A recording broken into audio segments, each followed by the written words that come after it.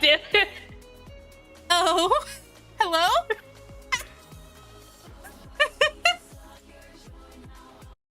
Hello? It's picking up. I think it's picking up.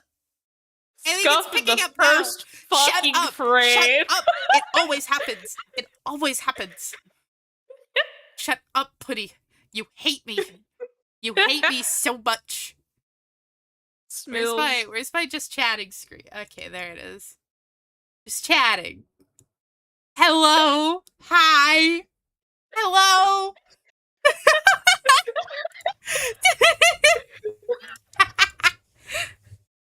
Does this happen? Yeah. Yeah. Hello. Hello, everyone. Hello, Peppa. Hello, Dynamo. Hello, T. How are you guys? Hello. Hi. Hello. Hi. How are ya? How are you doing? Let's put up a little bit of background music. So we're basically just putting the music back on, but just quieter this time. So true. It's good background music. Application audio capture. Firefox. Yeah, there we go. We're just gonna drop that down to like 25. Yeah. How's everyone doing today? Putty, how are you? Flantom, how are you? Been a hot second. It's been fucking up my day. Look, flan, pudding, it's the same fucking thing. Flan and pudding are the same thing, okay? They're technically two different desserts. They're technically two different desserts. It's the same. Ah, you hate me. I'm doing well. Today was a big day. I started recording stuff. Flan can attest, they've seen my setup. You can count the number of times your brain cells have fired today on one hand. You know, me too. Yeah, I spent the day watching. Sounds like dessert racist. Please don't call me racist. Like, please don't call me racist. This isn't a, oh, well, streamer is fighting back. This is a, please legitimately don't call me racist. Thank you. I love you. Kiss kiss. I spent the day watching Utena, watching my dogs, and, no, you're all good. You're all good. Do not worry. Do not worry. I have winking technology. Wow. You do. I spent the day watching Utena, watching my dogs, watching YouTube, and, recording and, figuring out how video editing works. This was very fun to do and not at all tiring.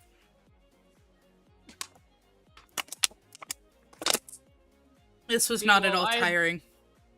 I had the least productive day possible. I went to work, I got home, took a nap. I had the least productive day possible. I went to work. Could you imagine going into work and just being like, alright, we're not doing anything today. Menial labor. It'd be funny as hell. Tasks. That's it. Winking? We have unlocked new gimmicks and bits. We have unlocked so many new gimmicks and bits, especially because this shit does not always work properly.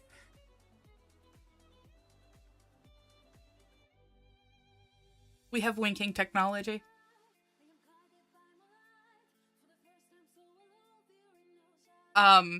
This is because for the longest time I had, part of my VTube studio on my phone was, link my blinking because it wouldn't read my face properly with my old phone. But now with this phone, it does read my face properly now, even in like shitty lighting.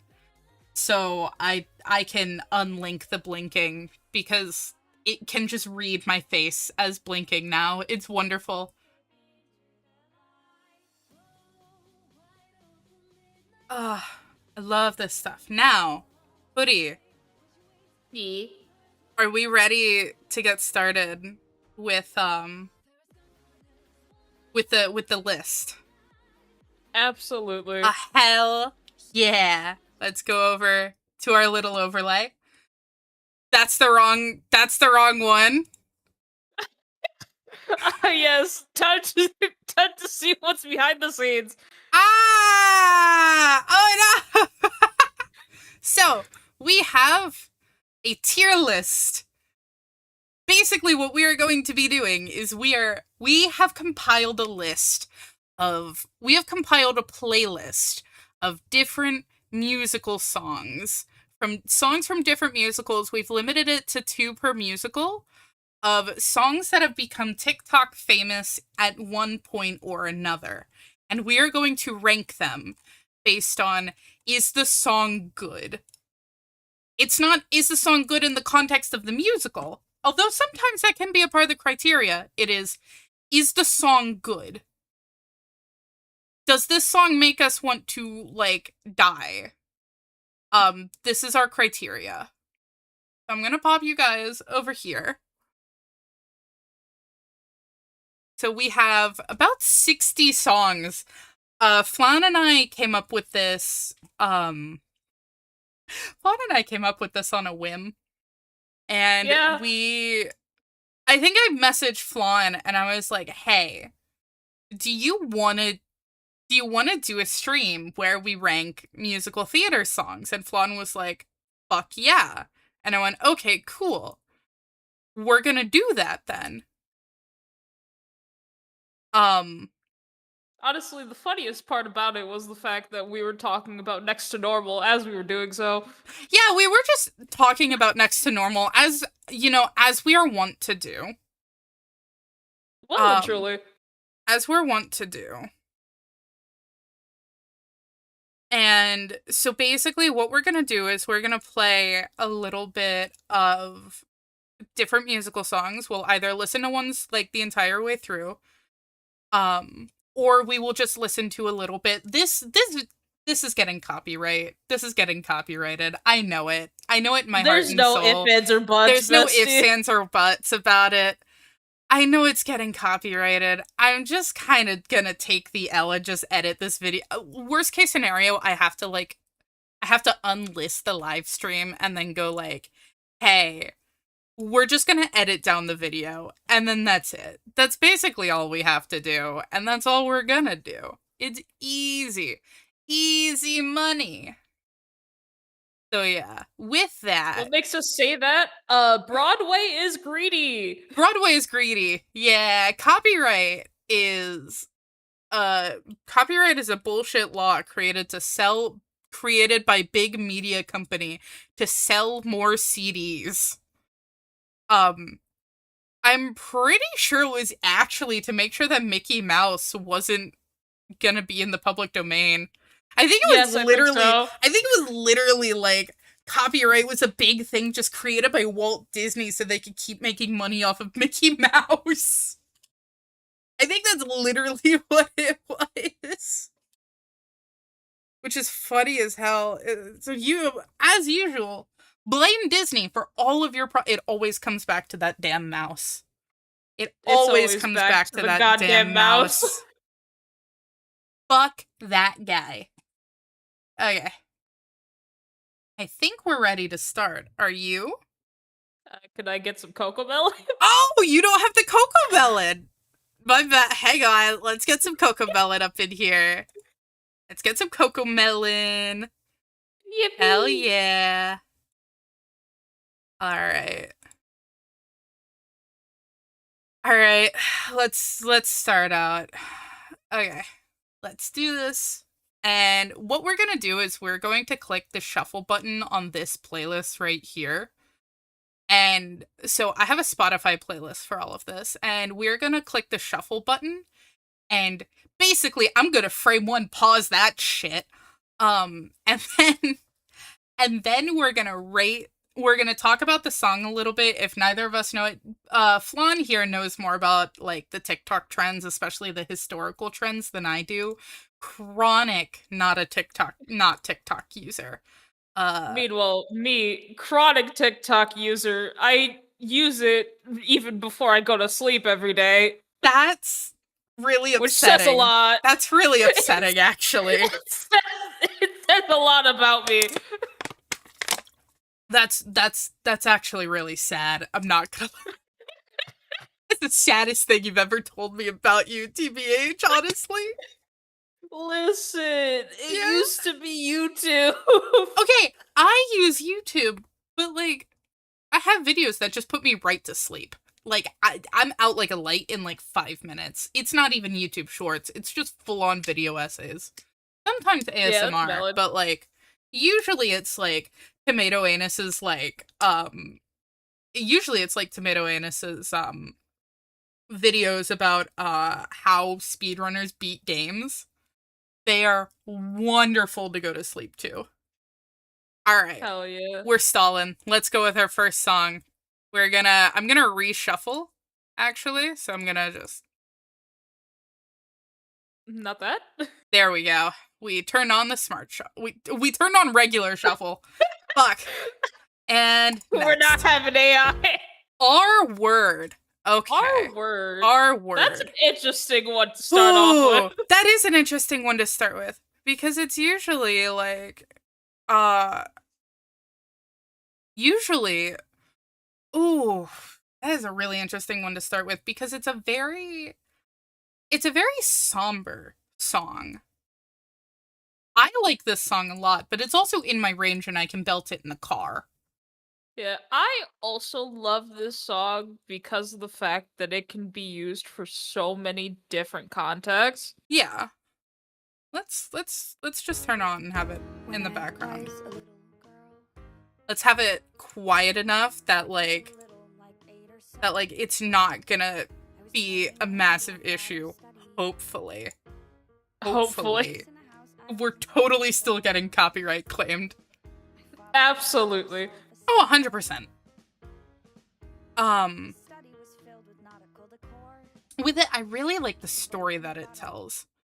I like what it does and how it explains Judith's sense of self and why she doesn't understand who she is or how she got in the situation, or how she understands how she got in the situation that she's currently in regarding being found out for lying to her husband of 2 years.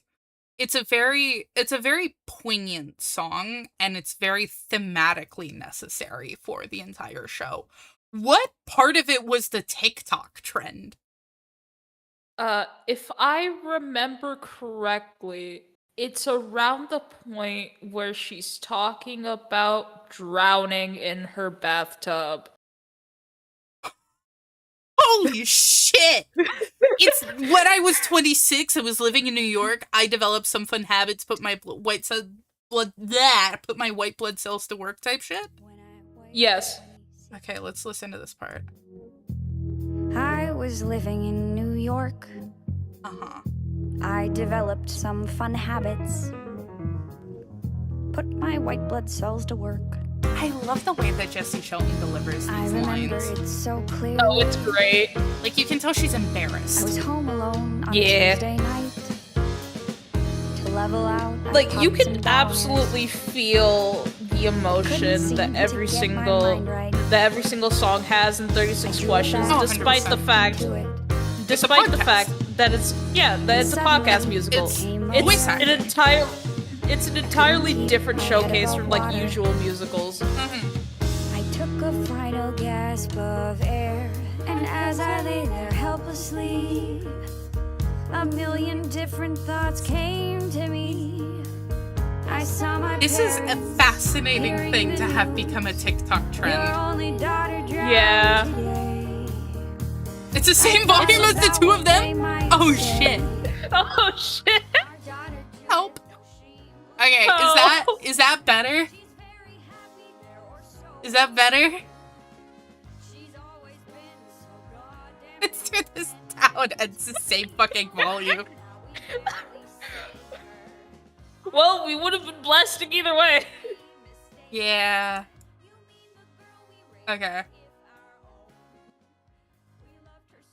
Okay, I'm Also, gonna keep it at minus technically- 34. Yeah. Also, like technically, these bridge areas were also trends in their own right. I if mean, I remember correctly. that makes sense. There's a lot that you could do with that. Yeah. God, when I heard that song for the first time, like in the musical itself, I was like stunned. Um, I want to. Okay, so like first off, what are our tiers? So we have S tier. So let's do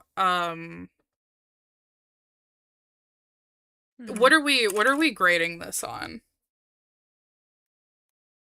Pure banger. Yeah. We have pure banger. Pure banger. I think it'd be pure banger, and then the last one would be absolute flop, and then the rest we could just go down to being like, it's okay. Absolute flop.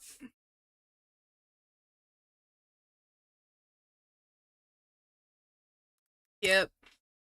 Material.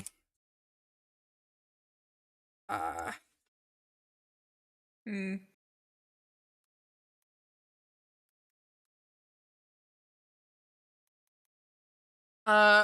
What you listen to the cast album for?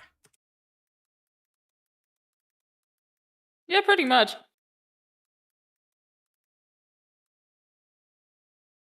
Let's actually do musical theater icon. Listen when you're listening to the cast album.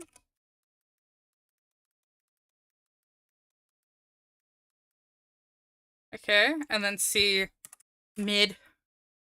Yeah, just mid. It's just mid. It's just mid. Just mid. Absolute flop. Okay, so R word. I kind of want to put it in musical theater icon, personally. Yeah, I'd also say that. Yeah, I don't think... For me, I think there are songs in 36 Questions that are better. Yeah. It's not like it's bad. There are better ones, though.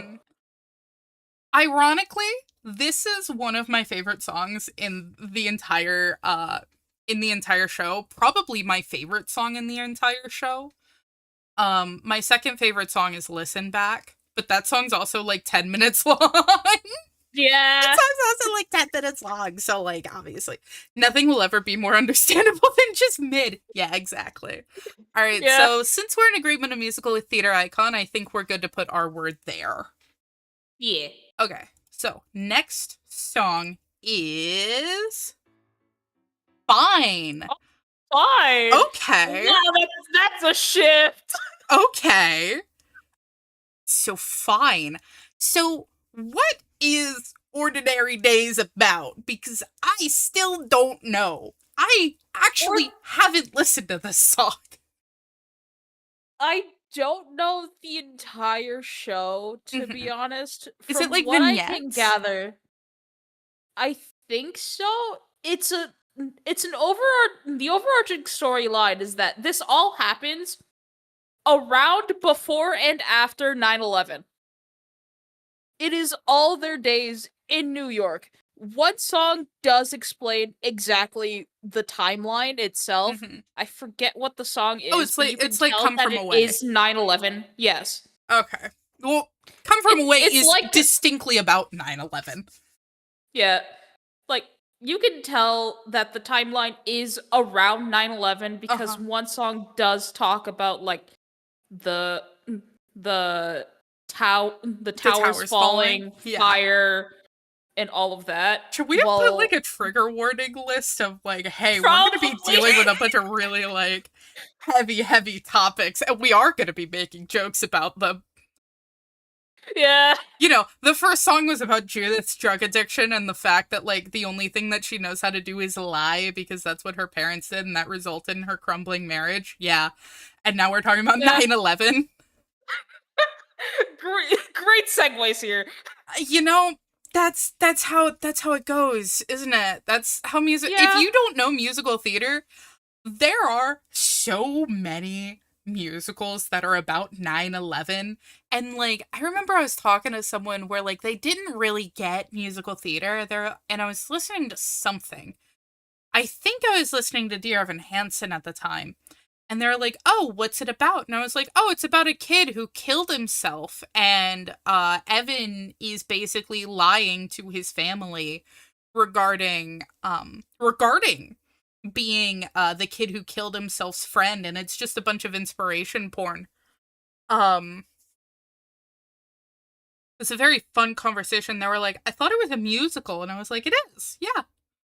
Like Miss Saigon is about the Vietnam War and like right afterwards, and like what do you do when you are a child in Vietnam? Like, I was gonna say musical theater music shouldn't really need trigger warnings. If you know the musicals, then it doesn't need trigger warnings. If you don't know the musicals, then like probably with it. I don't know. I don't even know what some of these musicals are about. So we're gonna learn together. So true. All right, so let's listen to a little bit of Fine, because I haven't heard this song outside of the TikTok trend. It's such a cute song, to be honest. Yeah.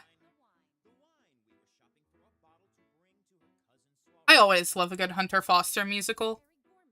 Well and truly. He's got no clue, and so I say, darling, the wine. The wine? The wine. They're serving monkfish, so darling, the wine can't be red. How True. about this Austrian Riesling instead? Yeah. Yeah, the wine just can't be red if they're serving fish. Never, but can't you listen this once? Red wine and fish, you'll look like a dunce. Fine, I'll bring the red, you bring the white. That way I'll still get drunk, you'll still be right. Fine, Fine. They need a divorce. And then there was the cab. Well and truly, the funniest thing is that they're not married. What? They're not married. You'll find out. Is the reason in this song? Not the reason. You'll find out that they are not married Oh, okay. in the song. Why are they taking a cab if they're already in Manhattan? I don't know. What? Just walk. Yeah. Just walk.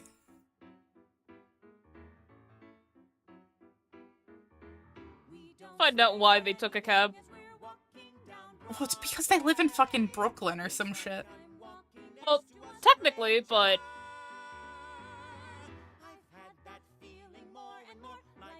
I like that it's just piano.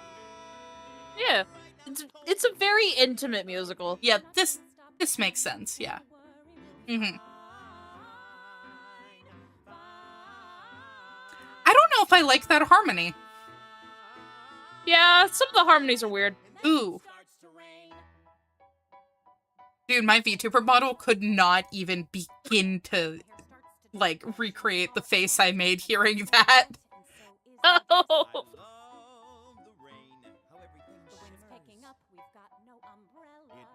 Uh-huh.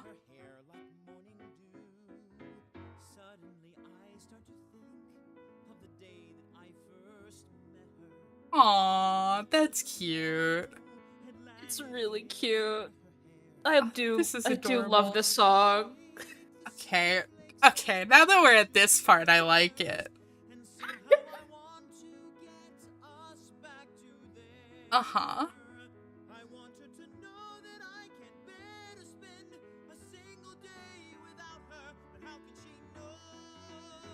Aw.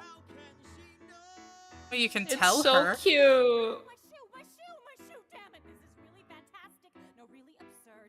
And what, you just stand there and don't say a word. Fine, I'm gonna go, we're late. Oh, she is. Oh, good lord. I see. Yeah. Oh! Shut up, Claire, and marry me.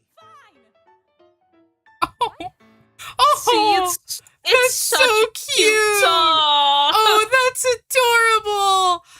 This would not be a song that I would specifically seek out, but this would be if I'm listening to the cast album, I'm definitely not gonna skip it.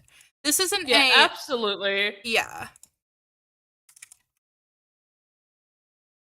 I want to say the trends that were for this one, besides the obvious one of the beginning, Mm-hmm. is also the end. Yeah, that makes sense. I didn't even know that the end was a trend. I only knew about the beginning.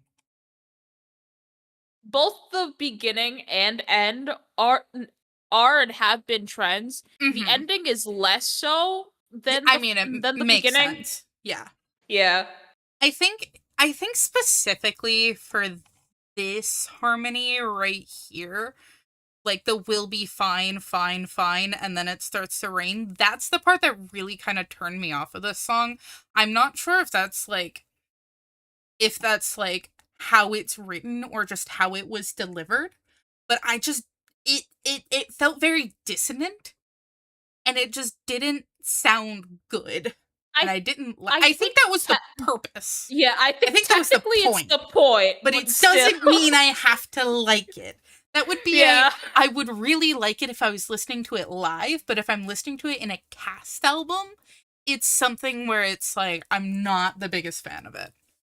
Okay. Yeah. So Because when you're usually listening it's to the tuned out of cast albums. Yeah, exactly. When you're listening to the cast album, I think is a solid part for it. Yeah, I'd say so. Okay, cool. Let's go to the next song. What's next? What I Know Now. Whoa. I don't know anything about the Beetlejuice musical. I know our Funny good enough, friend I don't really either. we're in the same boat. Oh, Yeah. yeah, it's the beginning was the trend. Yeah. Yeah. Okay. All right, let's see. Yeah. What character was this? If I remember correctly, it was a ghost that This used makes to be sense. a prom queen. If I remember, yeah, Miss Argentina. Mm-hmm. Fair enough.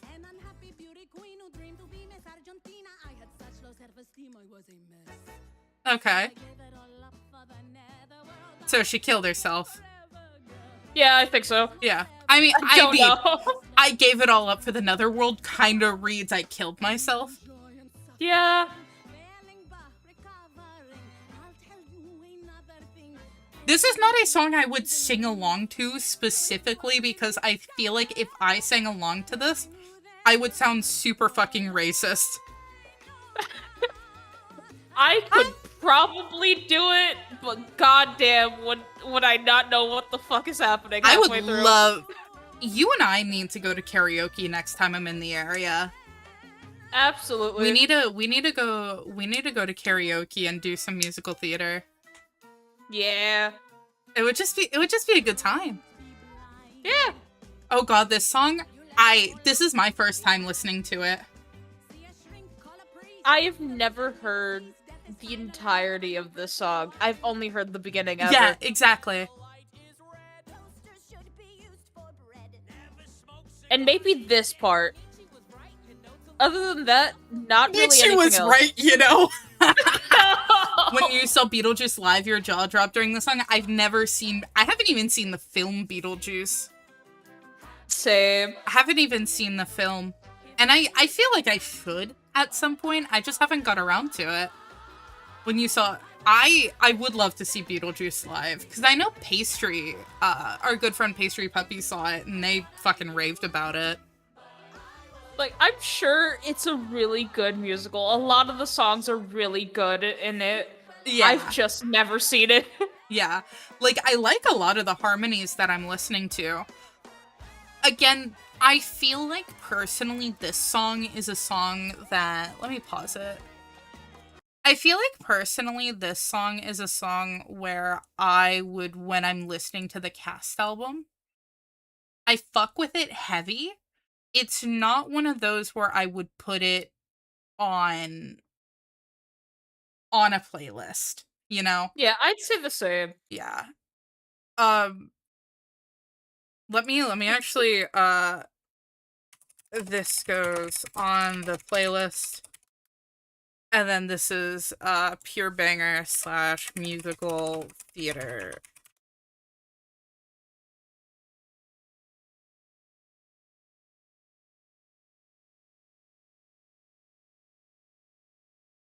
Discord either. Hang on. Discord. Hi! Okay, we're back. We back now. What? Why does it hate us? My PC hates me. Fine. Rip. I literally responded to one message, and it was like, "Oh, you wanna, like, die? Okay." And I was just like, "Sure, why It's not?" like, actually, we can't handle it anymore. We Screw can't you. handle it anymore, despite the fact that we're always able to handle it.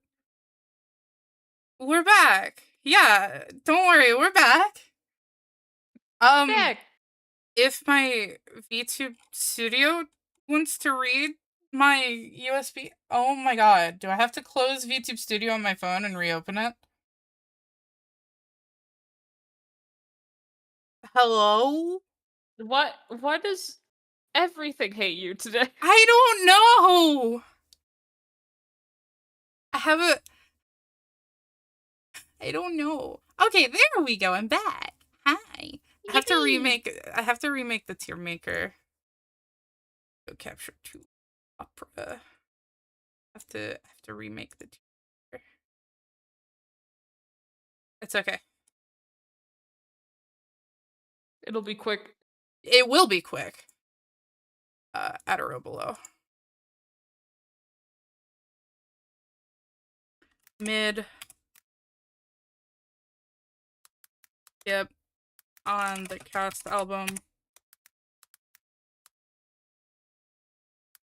Absolute flop. Yeah, thank God we weren't that deep into it. We were like 3 songs in. Dude, I'm so glad. I'm so glad.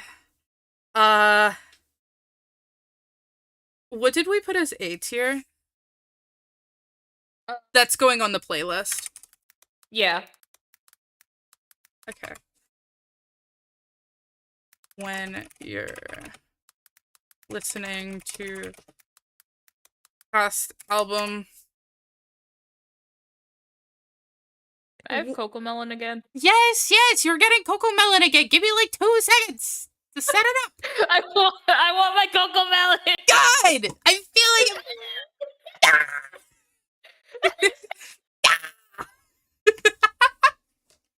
You hate me. You hate me. Love you. So much. No, you don't. No, you don't. Put it on the aux should be a tier. Yeah, going on the playlist. That's basically going on the playlist. Put it. Yo, dude, pass the aux. There. Yeah, that's better. Yeah. Okay. Everything, yeah. Okay. Let's. Yippee. Oops. I want like that. There. I want my chat over here. Can I have this back in presentation mode? Not square images, no crop, presentation mode. Fuck! Hang on.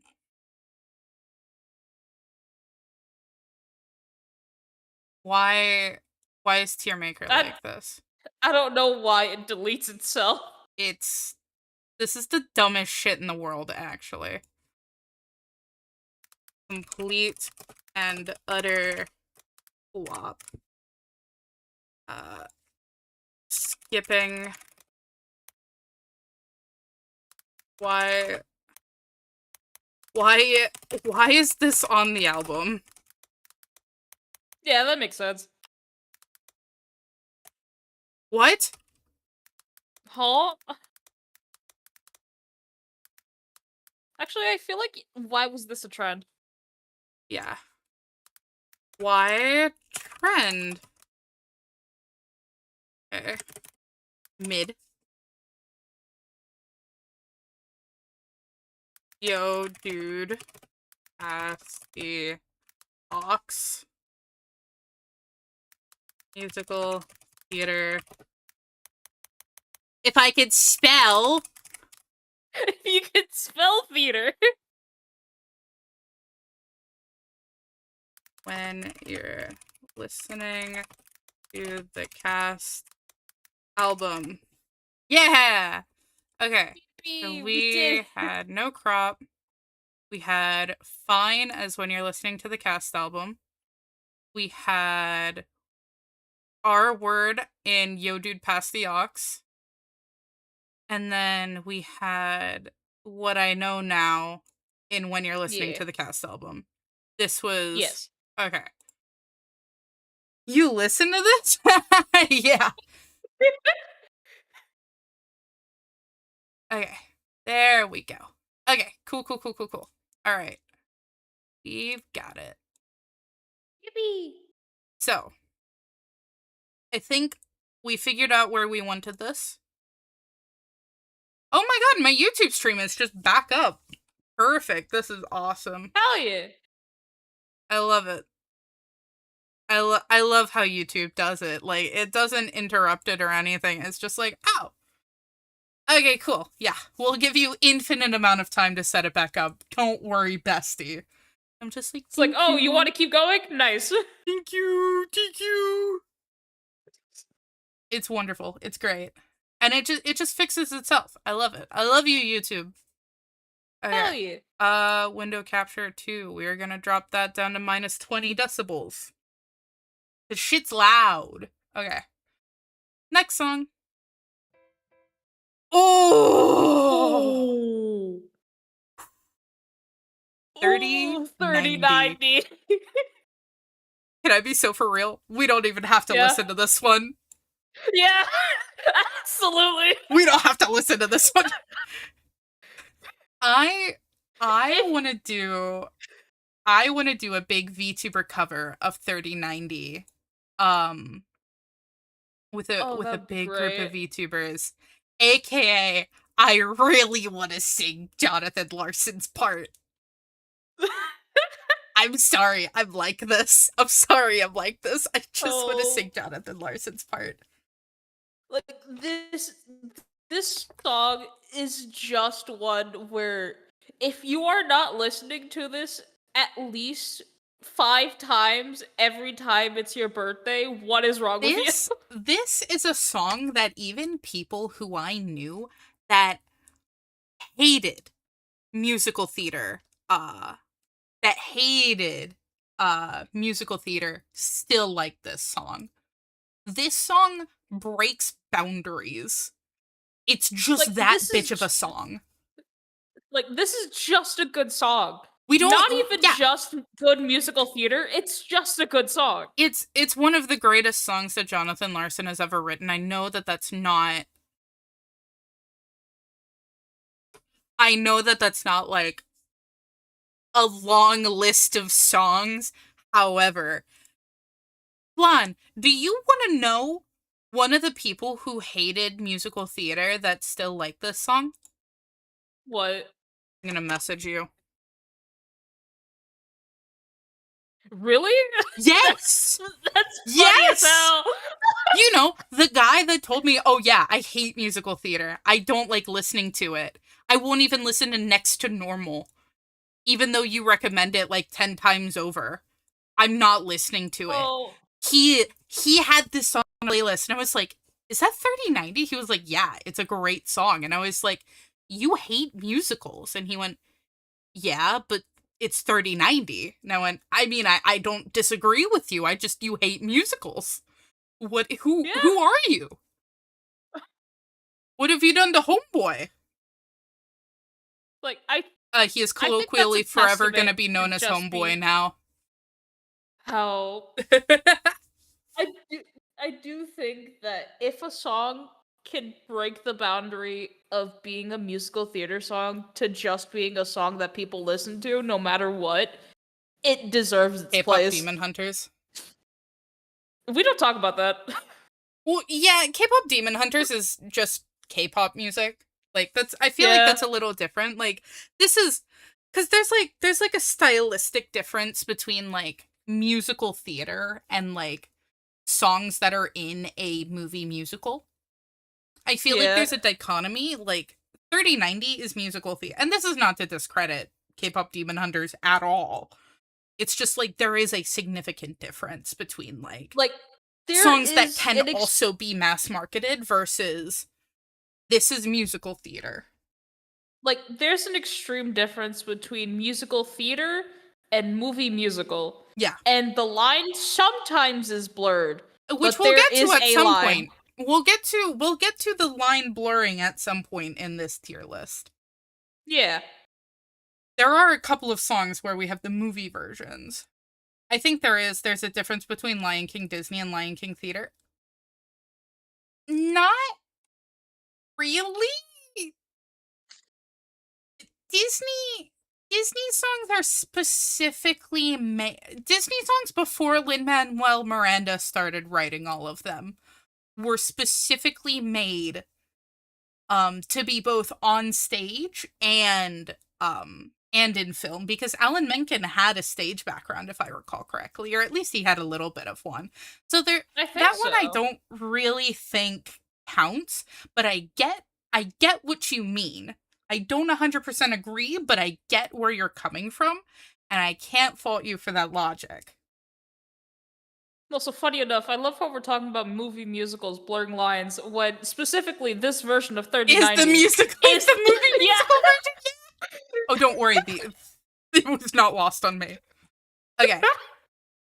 Don't think you've ever listened to musical theater. Now you've got to at least try it out. I highly recommend it. I think if you listen to musical theater and you don't like it, that is very fair. However, keep listening, because there will be a musical that just grips you. Yeah. The beauty of musical theater is that there are so many different genres within the medium. Because musical theater, like animation, is a medium and not a genre. So calling it the musical theater genre is very disingenuous, even though there is a style of musical theater music, which we'll again get to in the future of these songs. Yeah. I do think that if you don't think you'll like musicals, please at least give it a try before you just denounce it. Yeah. Give it a try. Listen to the whole thing. Pick a show and listen to it. It can be Hamilton, it can be falsettos, it can be Six, it can be Come From Away, it can be fucking literally anything. Just feel. Hi Tiff. What are you doing? Hello. Hi. I do wish that Come From Away was more of a trend, because I swear to God, I love some of the music that's in Come From Away. That was the first musical that made me cry. I remember seeing Come From Away live with you. Yeah. I was holding back tears as I was watching that. Yeah, I remember.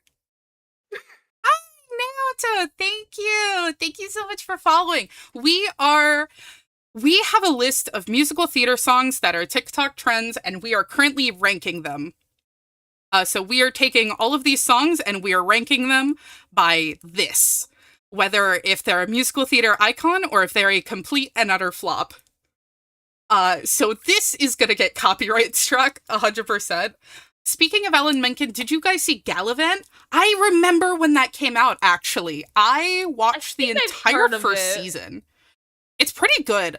Honestly, Flan, you and I need to get drunk and watch Gallivant, because it's really funny. It would be really funny at some point. Alright, next song.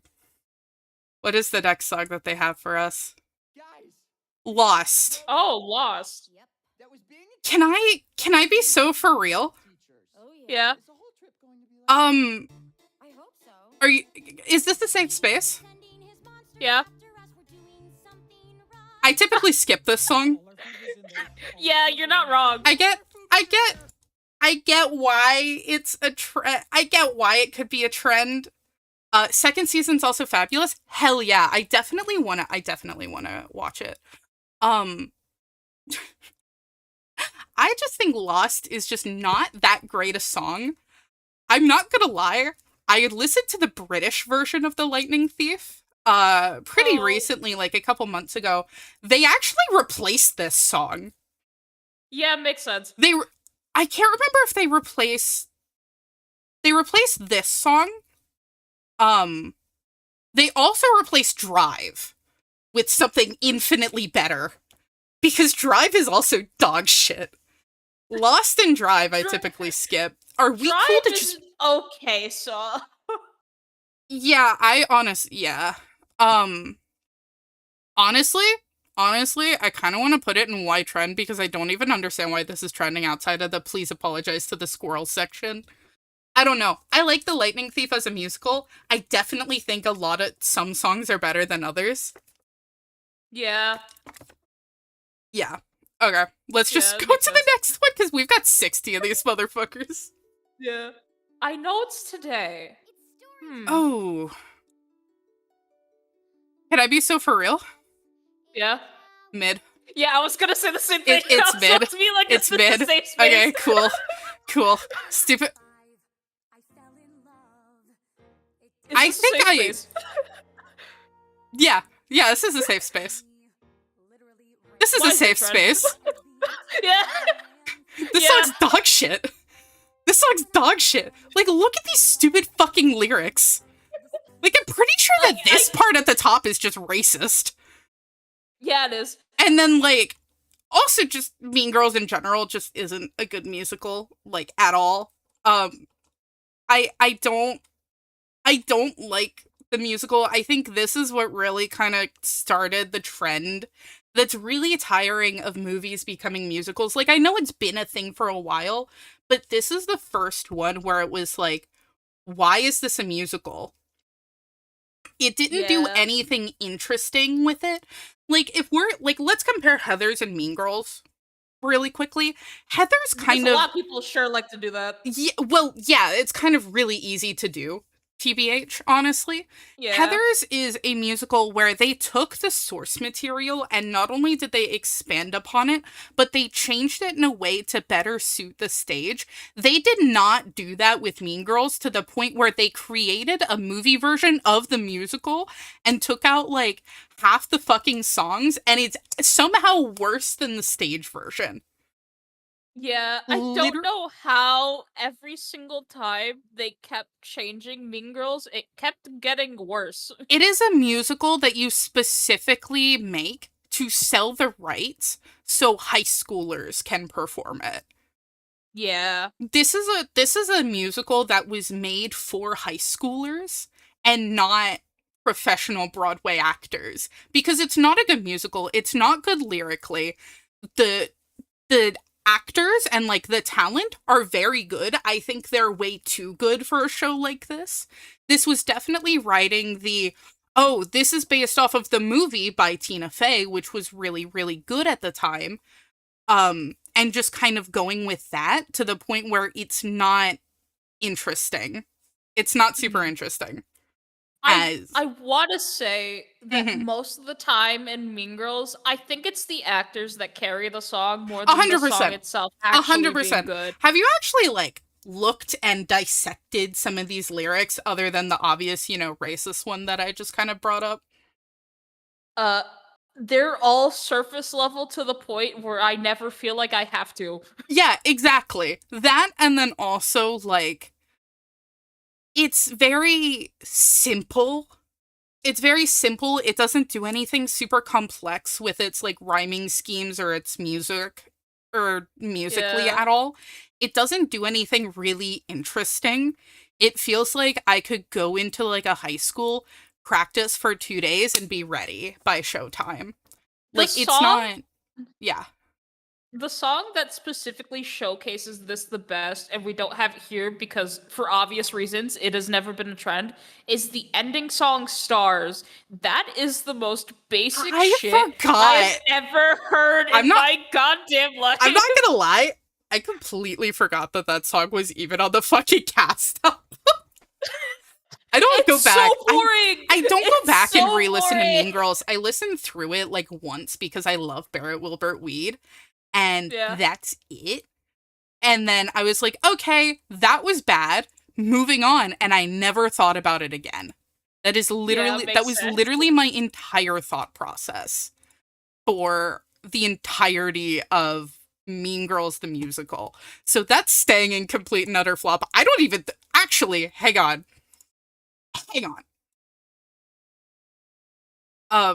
We're gonna, what? Is it just gonna be Mean Girls? Why is this a musical? We're gonna put Stupid with Love down there. And TBH, I'm not even waiting for the second one. We're putting Sexy down there. Yeah. I don't like any of Mean Girls. That's basically the Mean Girls category, I'm not gonna lie. I think Sexy's an okay song compared to Stupid with Love. It's just the fact that I think both are bad. musically the background score of Sexy is better than Stupid with Love. Uh-huh. But that's just the thing. Yeah. It's a little bit more interesting, but also Sexy is the worst song I've ever had the misfortune of listening to lyrically, to the point where I don't want to play it. Not because of copyright, but specifically because I don't want to subject people to it. Yeah, that makes sense. More interesting is relative. Yeah. All right, next song. Let's Run Away Together. I don't know anything about Death Becomes Her. What is it about? The only thing that I really know about this musical is the fact that this musical is slightly recent. I think it came out like a few months ago, maybe a year at most. It came out about a year ago because it was at the 2025 Tony Awards. Yeah. And this I also know it was musical based off of a movie. Yeah, I don't know what the movie is, but Death Becomes Her. Makes sense. Let's do this. Is about this weird potion that they find where it essentially gives them immortality. Yeah. It's a Meryl Streep film? Apparently. What the fuck? The film received mixed reviews. I could probably have told you that. I don't know enough about it. Like, it's fine. It feels like this feels like a song that if you don't know what musical theater is, this is what all musical theater music sounds like. At least classical musical theater. It definitely sounds more classic music theater, along the lines of Cabaret. What is the musical that I'm the very definition of a modern major general comes from? I don't remember it. But it's like very classic ones. So I'm gonna be honest, this is fine. It's not a song I would go to listen to. I'd probably put it in mid. Yeah. I can see why it would be a trend on specifically musical theater TikTok. If it got bigger than that, then I am questioning it. Because, like, what the fuck? Why are we here? Alright, next one. Also, I think that quote is from Hamilton. What? What quote is from Hamilton? I'm the definition of a modern major general. No, the fuck it isn't. What the fuck are you talking about? What? Isn't it? If it's in Hamilton, it's a reference. I'm pretty sure it is, because when I look up the song, when I look up the lyric, it's from an actual song, so I can't. Yeah, it's the Major General's song from the Pirates of Penzance in the 70s, in the 1880s. It's the Major General's song. This is what it is. If it's in Hamilton, it's a reference to this. I'm pretty sure it's a reference because I know at least the lyric or something similar to that lyric is in Hamilton. Probably. I forget which song it is. It's the one probably before one 10 about Bill Commandments. Washington. I don't know. You think I know Hamilton? It's the one right before 10 Dual Commandments. I forget what the fuck it was called. I mean, I have Spotify, so I can just Hamilton original Broadway cast recording. Where's it? Stay Alive? Yes. It's in there? It's in the lyrics? Yes. Yes. What? I've never seen The General. I'm pretty sure it was similar to that. It doesn't look it. I know it was in one of the songs. I forget which one it was, though. I mean, either way, it's definitely a reference. It's probably in one of the Washington songs. But it's not in, Yeah. Let's go back. Watch What Happens. Okay. I think we accidentally skipped one by accident. Well, we're just gonna keep going. Well, yeah. We're just gonna keep going at this point. It, Hearts of it was Penzance. hard. It was hard to be the bard for the one that Oh, we Hard to Be the skipped. Bard. You're right. Yeah, let's do that one first. I like it. It's not one of the. It's like. I understand why it was a trend. I understand It's why it not was a my- trend. It's not my cup of tea, personally. When I was in high school, my friend made a very funny video regarding Hard to Be the Bard that did get him a girlfriend. Nice. It was very impressive. To be fair, he did a Shakespeare cosplay and it was really funny, and I fucked with it. Hell yeah. It's a song that I fuck with when you're listening to the cast album or like if you're practicing for an audition. Other than that, it's not one of the ones that I put on. It gets put on an OC playlist and that's about it. Yeah. More than likely. Anyway, watch what happens. Speaking of Alan Menken and movie musicals turned Broadway musicals. Speaking of... Mm-hmm. Can I be honest? Yeah. I like this song a lot. I'm not a massive fan of Cara Lindsay's vocal performance. Yeah. She sounds a bit too say nasally. others... Yeah, makes sense.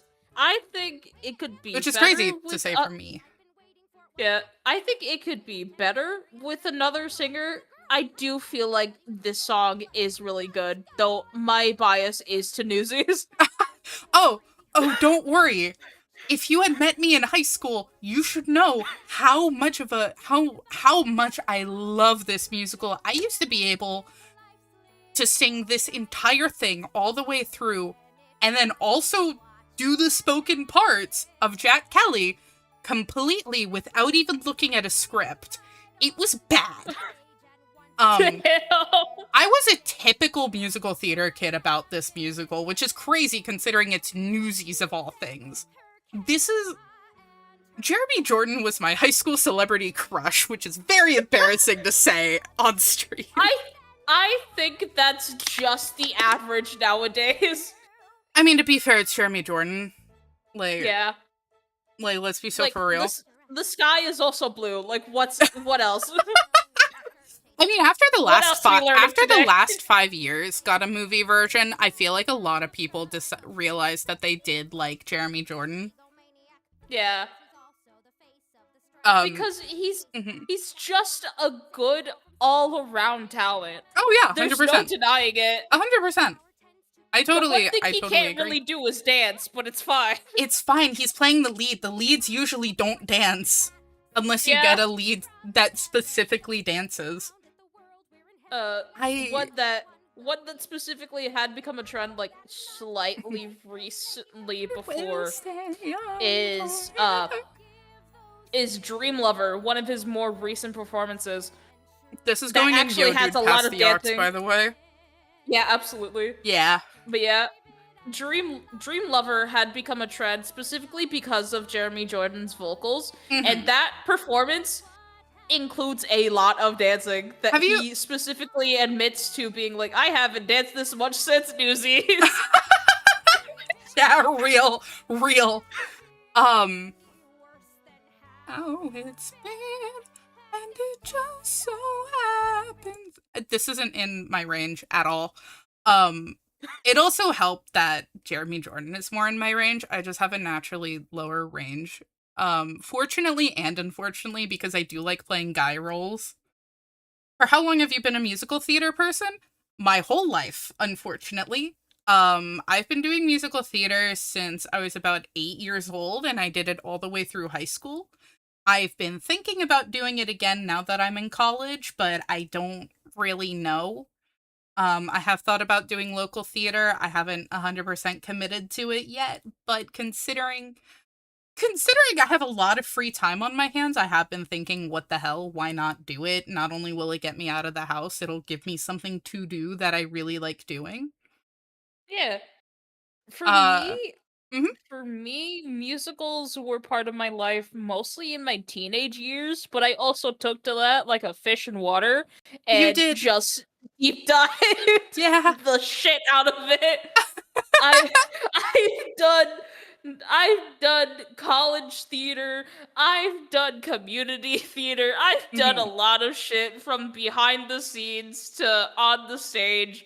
I've done so much despite not being that long into it. Fair, real and fair. With this, I don't think this is musical theater iconic specifically, just because, again, to be honest, she kinda ends up redeeming herself with these last kind of numbers. Yeah. I do do really love like this this. riff. Also, this is a Disney song. I'm totally getting copyright struck for this. Absolutely. This is not surviving. Oh. This is not surviving. You know, musical theater icon. Please don't kill me, Disney. I have like four viewers. I have like 4 people that watch my shit. Please. It's not even that much money. I don't have any money. What are you talking about? What are you talking about? There's no money whatsoever. It could be future money. There's no money. This is for the love of the game. The mouse is rubbing his hands together. Yeah, I think this is a musical theater icon. Not up there, not 3090. It's not beating 3090, but it's definitely like right after it. Yeah. I think Santa Fe. If this was Santa Fe, then I would be like, okay, we have to argue. Yeah. We have to argue. But I would not argue with you. Santa Fe is one of the most known musical theater songs of all time. There is so no fucking way good. you are surviving any day in the musical theater sphere and not knowing Santa Fe. Without hearing one motherfucker using Santa Fe as his audition song. Me. Yeah. I used Santa Fe. Hi. My name is Lune. I am a tenor. I like playing guy roles. I use Santa Fe as my audition song. I still use it to this day. Honestly, valid. It's, they like it when a woman is singing it. They don't quite like it when a man is singing it. But even then, I'm on very thin ice. If they hear 20 tenors in a singular day, and they hear one Santa Fe come out of one of those men's mouth, it's lights out. They're done. They're like, when can I go to lunch? Yeah. Tenor. I am a tenor, unfortunately. I cannot hit female notes. I've gotten better as I've aged, mainly because I've actually like practiced them. But you'll be fucked if you hear me singing a female song for any audition. Ever. It's just not happening. Like, it just doesn't happen. Oh, you're a soprano 1, which means that you had to hit the note. Oh god, my condolences. Oh, I wouldn't wish that upon anyone ever. Holy shit. God. Good That's lord. painful. Alright, next song. Ooh. Can I be so real? Yeah. I'm not a big fan of Six the Musical. Honestly, valid. Is this a safe space? Yeah. Can we put it in mid? Yeah, thank God. Here's the thing. I like hearing it live. Hearing it on a cast album, I don't listen to the Six cast album specifically because it doesn't have... You almost saw Six last year. Good to know you weren't missing much. It's a good show if you're watching it live. You miss a lot of the musical when you don't watch it live.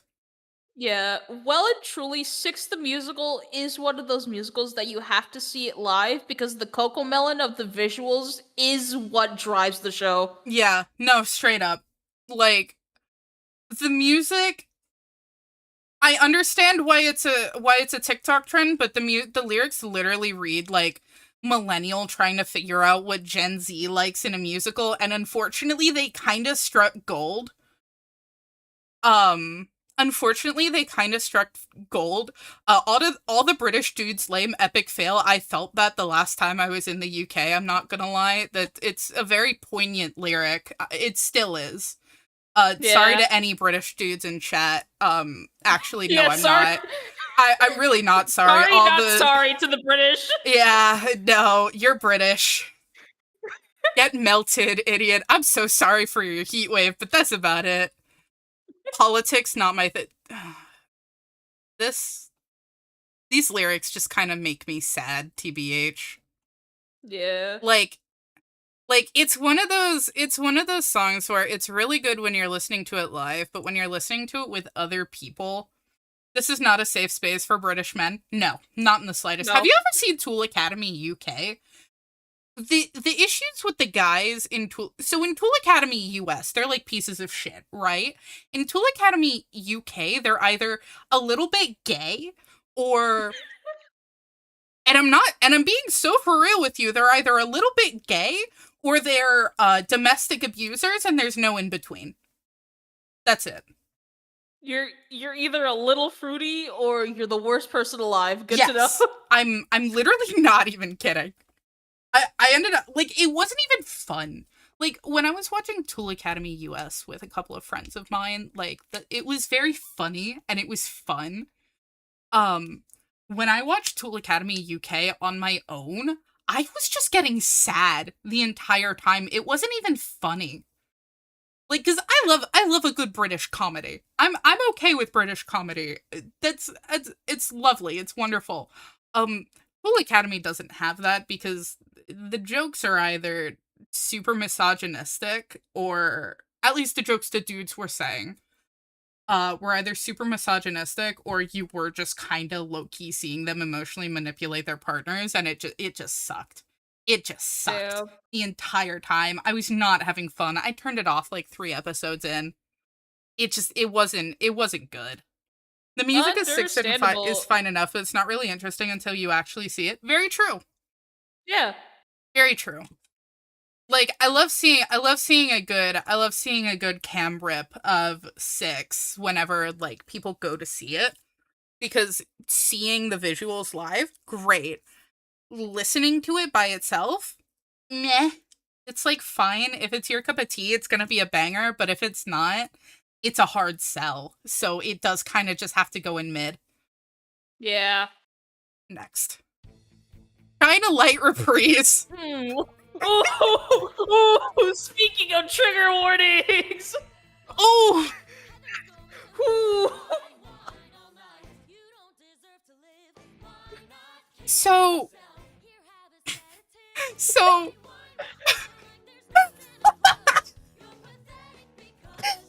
talk about this one. What do I talk about this one? How do you talk about this being a trend in the sites?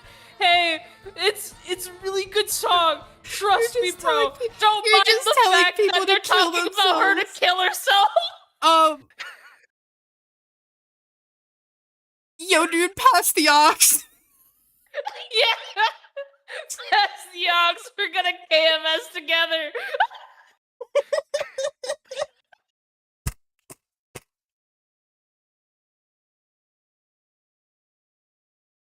This is the musical ever.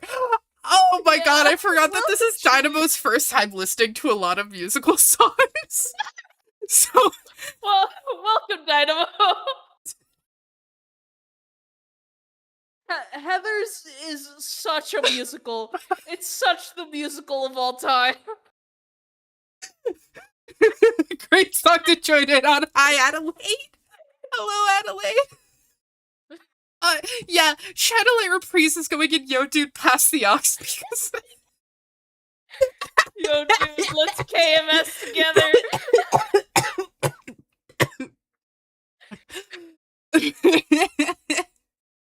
I'm gonna be playing that song in the car. The French just stare at them while they try. It's really good because it's just like...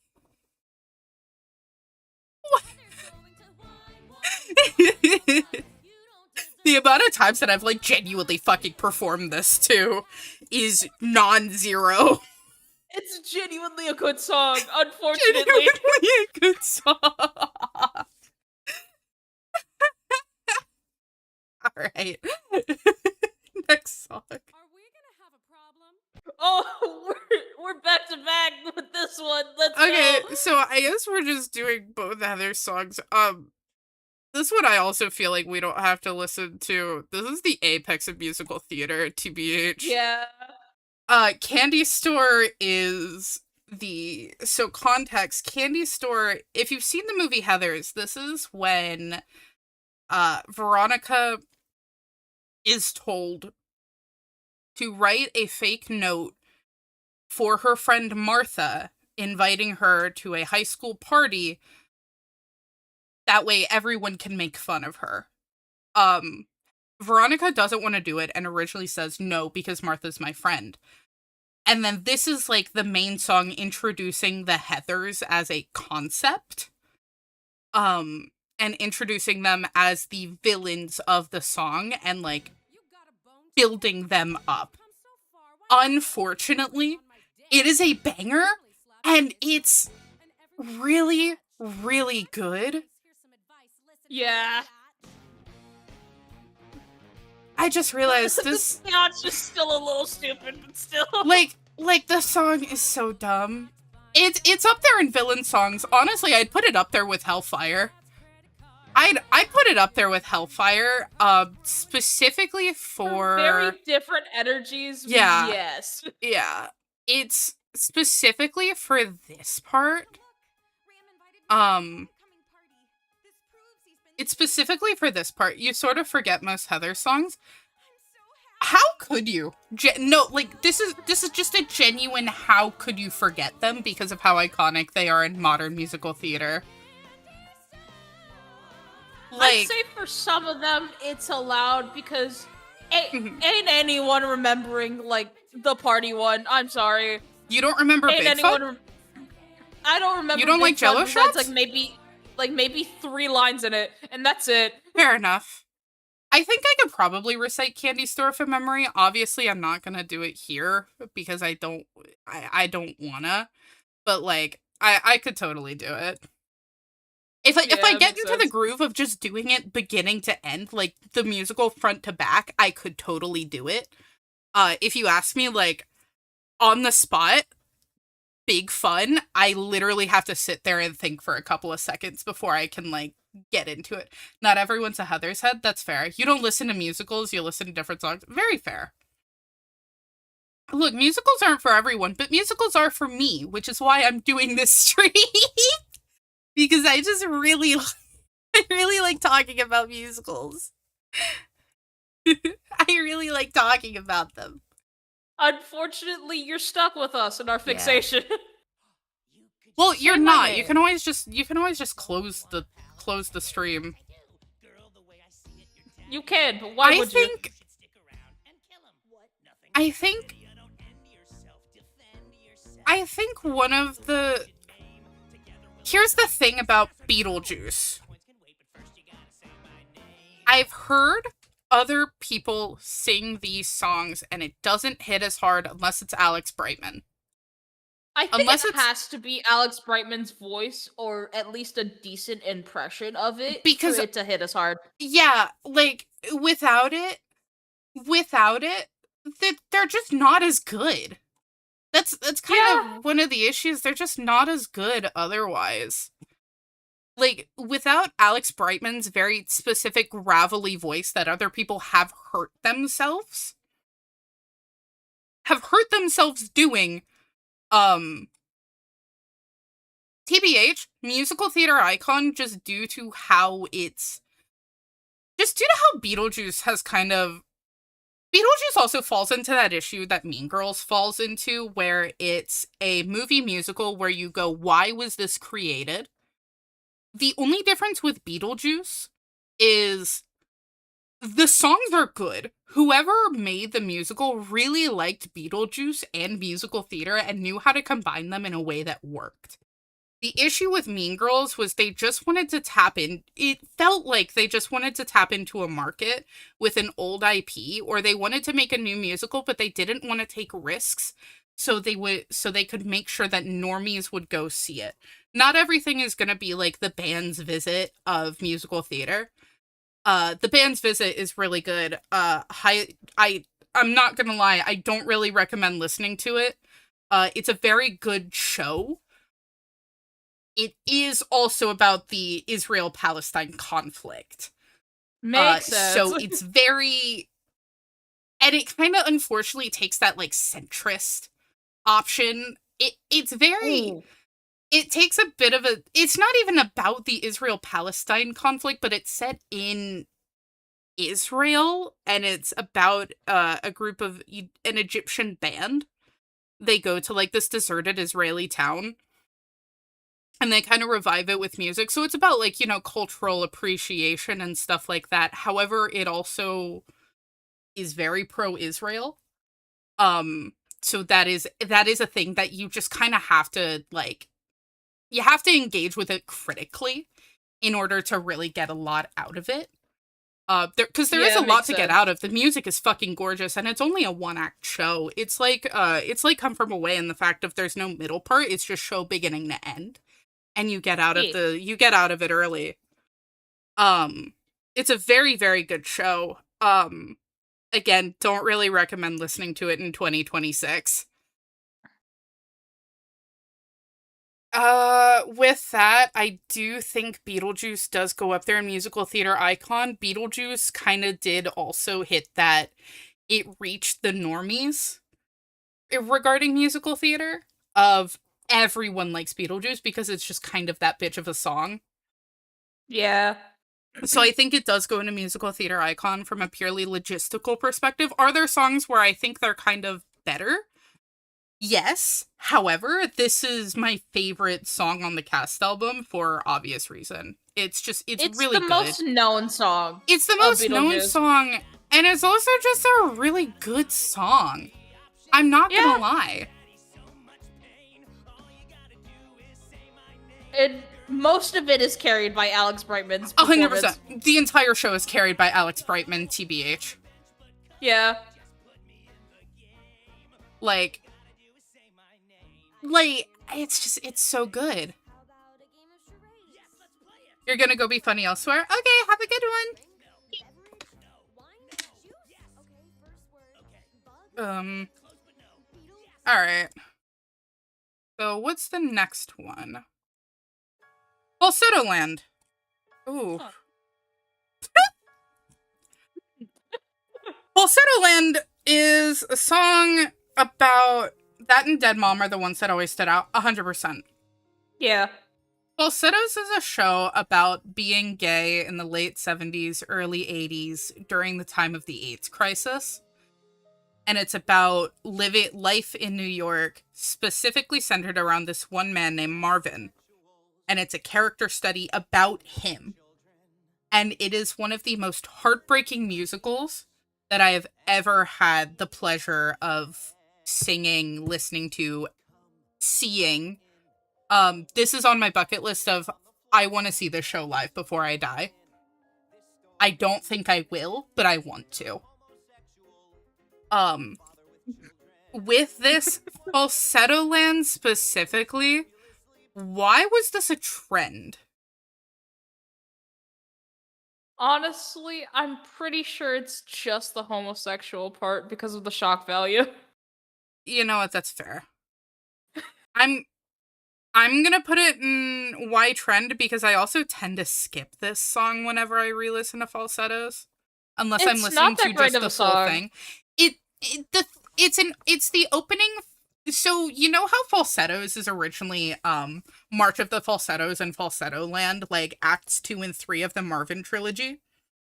Yeah. Shiro, it is specifically a trend because of the homosexuals line. That's it. Which honestly, real as fuck. It's like a Vine trend. Like you make a short video like as long as a Vine would have been, and then that's it. Yeah. In fact, I do think this was a trend around the time where people technically used TikTok more like Vine than they did anything else. Yeah, before people really understood. This was like a trend back when TikTok was still Musically, if I recall correctly. I think so, yeah. Yeah. Because that was about 2016, because that was about when this came out. Hello, Ninja! Good morning! It's nice to see Hello. you. It's nice to see you check in. Hi. Hello. Let's see. What is the next one? We already did this one. It only takes a taste. Oh. Oh, this is such a cute song, to be honest. It's such a nice song. I can't put it in musical theater icon. Yeah. This is a song I do sing to myself a lot. Because I love Dr. Palmer's. It's a good song. Yeah. I think the song that deserves to be, I don't know if we have it here. Honestly, the one that would be musical theater icon to me would be What Baking Can Do. True. I think What Baking Can Do, or She Used to Be Mine. She Used to Be Mine is like the mezzo audition song. And for good reason. The audition song. Yeah, it's just straight up. It's a good showcase of range, and it's just a good song. It's a good showcase of emotion as well. If you can do the emotion in She Used to Be Mine of like the horrifying feeling of your life ending because you're having a child in an abusive situation, you can't get away. Yeah, 100%. If you can nail that emotion, you can nail any emotion. If you can nail the pure despair that she feels, 100%. Yeah. With It Only Takes a Taste, it's a great song that I do put on a lot of playlists and I do sing on the regular. I don't think I can call it a musical theater icon. Yeah, absolutely not. I don't think it's that close to it, to be honest. It's a good song, but out of the entirety of the musical, it's not the most memorable. Yeah, it's not the most memorable unless the song, like, really, really hits different for you. Yeah. Like, I really like this song, but I like it as a duet. This is mainly when I'm looking for musical theater duets. So I think Where It Is a good space for it on the tier list. I think so. Yeah. So let's go to the next one. It's kind of shocking that we didn't hit the Hamilton songs earlier. Yeah, I was surprised that we're this late in. I'm gonna be so for real. Musical theater icon above Say My Name. Yeah, I think it has to be. It's kind of like. Can I say something that would probably lead to an argument? Mm-hmm. I feel like it should also be above Watch What Happens. Okay. So then where are we putting Candy Store? Does Candy Store go above or below Watch What Happens? I feel like it could go slightly above Watch What Happens, but Your Obedient Servant has to be above those two. It has to be above Candy Store? Yes. It is one of the most important songs, story-wise, climax-wise, character-wise. Mm-hmm. This is the song of Hamilton, to the point where the ending almost doesn't really matter in this song's case. Yeah, because, like, for most people, this is the final song whenever they listen to Hamilton. Like, yeah, here's the thing, I don't disagree with you. I'm just, because it's also with the way, this is Lin-Manuel Miranda's best performance in the entire musical, in my opinion. Yeah. This song specifically is his best performance in the entire album. Because I think everyone kind of outshines him, but this is the first time that he really sits there with Leslie Odom Jr. Yeah, and also, Leslie Odom Jr. outshines most other actors in Hamilton, in general. 100%. Leslie Odom Jr. He is that good of a singer and actor. Leslie Odom Jr. is, like, just that. He's amazing. Well and truly. This is one of the only songs where they are both head-to-head as to who is the best part in this song. Yes. Yes. 100%. And it doesn't overstay its welcome either, Yeah. which is a nice thing as well. You couldn't stand watching Hamilton, but you still really loved the song. Again, speaks directly to the quality of this song. Like, if you don't like Hamilton, that's fine. The Leslie Odom Jr. songs kind of carried the original recordings 100%. Absolutely. I think Leslie Odom Jr. and Renee Elise Goldsberry both carried 100%. Angelica and Aaron Burr were the best parts of Hamilton. Even seeing it live, I still think that the parts of Burr and Angelica are like the best parts in the show.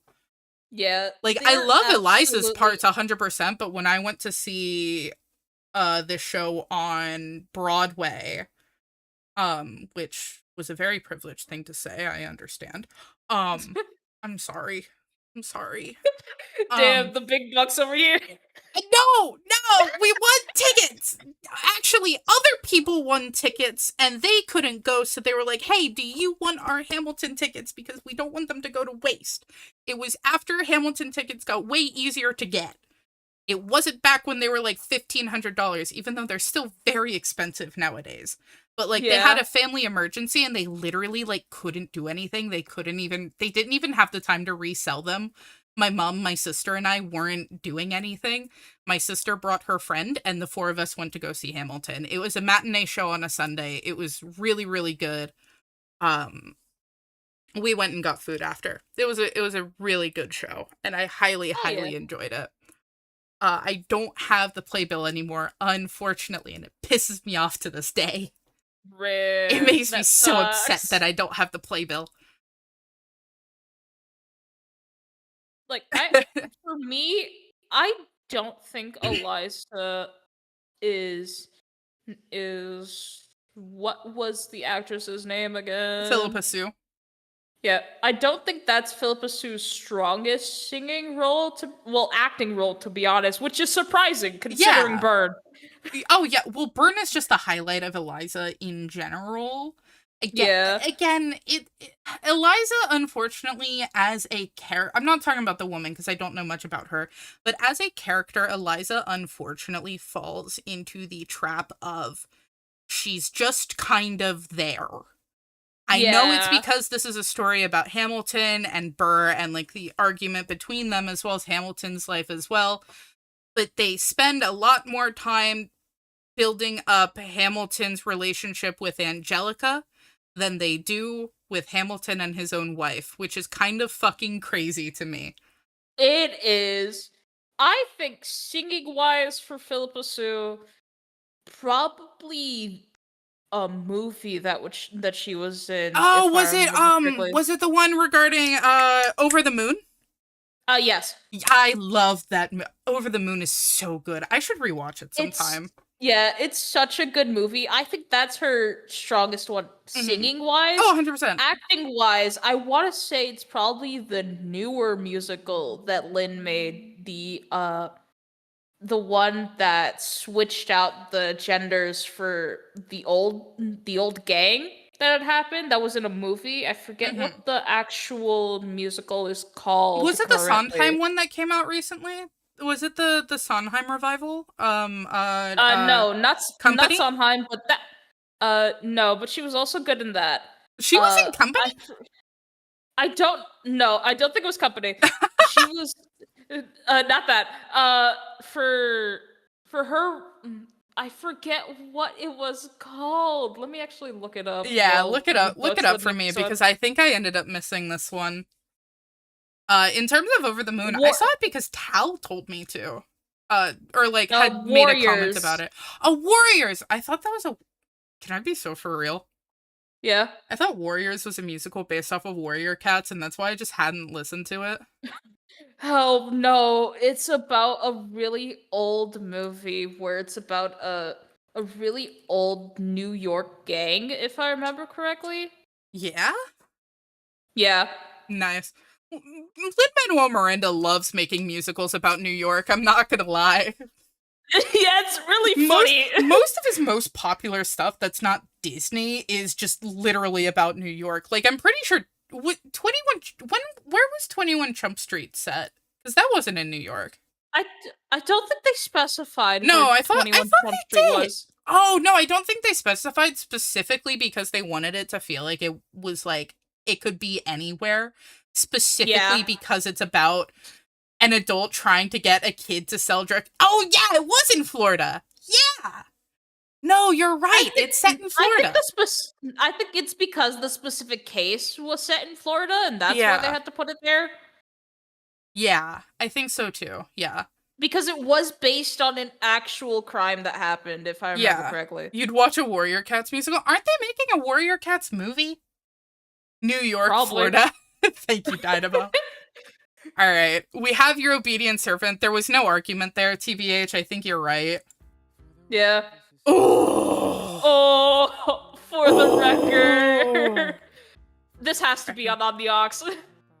At least. Can I put it underneath our word? Specifically for the reason of we'll treat the 36 questions, like all of this. They do it like 8 times, and it bothers me. Yeah, it goes a little too long for my liking. Yeah, it again, like when we were talking about with Your Obedient Servant, it overstays its welcome at the very end, and it does unfortunately kind of bother me in that regard, because as much as I love 36 Questions the musical, because I listen to the podcast version just so I have the full show, just because it's on Spotify, why not? The ending where we'll do the 36 questions as a pastime or like whatever. They do it like 8 times. Like they just keep going. Like, this song is 5 minutes long. The entire last minute is them talking about the 36, them doing the 36 questions for the last time. Yeah. An entire minute of this song. I would have been fine if it was like 30 seconds, hell, even 40, but a full minute? A full minute is just way too much. The same line. The same line over and over and over again. 4 times for the last time. And it bothers me. It bothers me, but everything else in this song is so good that it makes up for it. I can just skip it when I get tired of it. Yeah. Unless I'm driving, in which case I have to listen to it all the way through. I'd hope you don't crash. I don't crash. I'm a good driver. All right, what's the next song?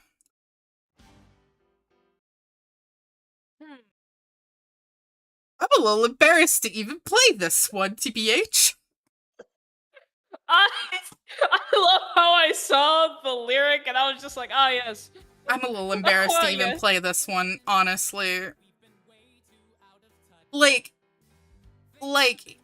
again, I have a lot. The thing about Dear Evan Hansen is I have so many opinions of Dear Evan Hansen as a musical and as a story and musically and everything like that. This came out around the same time as Hamilton, and it took the teenage musical theater groups by storm. Every musical theater kid knew every song of Dear Evan Hansen, whether they liked it or they hated it. This was the song you would hear in every black box, in every auditorium, in every theater classroom. You would hear this song at least twice a day. Not this song, but this musical. Or you would hear about it. I feel like this musical either rode the coattails of Be More Chill in its high, or Be More Chill rode the coattails of it. One of them preceded the other, and there's no way around it. They are both technically. Would you believe me if I told you that they came out at the same time? Yeah, it makes sense. Yeah. I think one of them did ride the other. So in terms of popularity, Be More Chill rode the coattails of Dear Evan Hansen, but I think the issue is Be More Chill, until it came out with the Will Roland version, who played Jared in Dear Evan Hansen, which is another reason why they're intrinsically linked. Because I don't think Will Connolly wanted to come back, or like he aged out of the role or something like that. Yeah, I think so. Be More Chill did not get a cast album for the longest time until fans specifically asked and begged Ghostlight Records to make it. Because it got really, really popular online, because it never went to Broadway until after it got popular. The original cast recording was the original cast in New Jersey. It got popular because of social media and the internet. And it's kind of crazy that we're talking about a musical that's not Dear Evan Hansen while we're trying to judge Dear Evan Hansen. But that just kind of low-key goes to show how much I do not care for Dear Evan Hansen as an adult. I also do not care for the song that much. So. Okay, I don't care for this song that much. When I was younger, I would put it in Yo Dude Pass the Aux. But at this point, it's just kind of like, when I'm listening to the cast album, it's fine. It's a tune out funny, for the first verse. Like, it's a funny song, kind of. It's get a decent song near the end, but it's not that great of a disappointed. song. I get disappointed because, again, and I know that the story is about using the concept of tragedy to further your own life, whether or not you mean to or not. The issue is, this show would have been really, really good if they portrayed Evan as a bit more insidious with it, rather than the socially anxious, I really like this girl kind of way.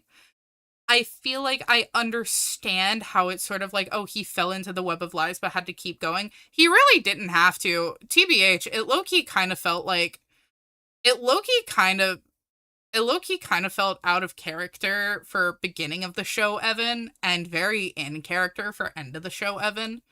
It felt out of character for end of the show Evan to come clean about everything, but it felt very out of character.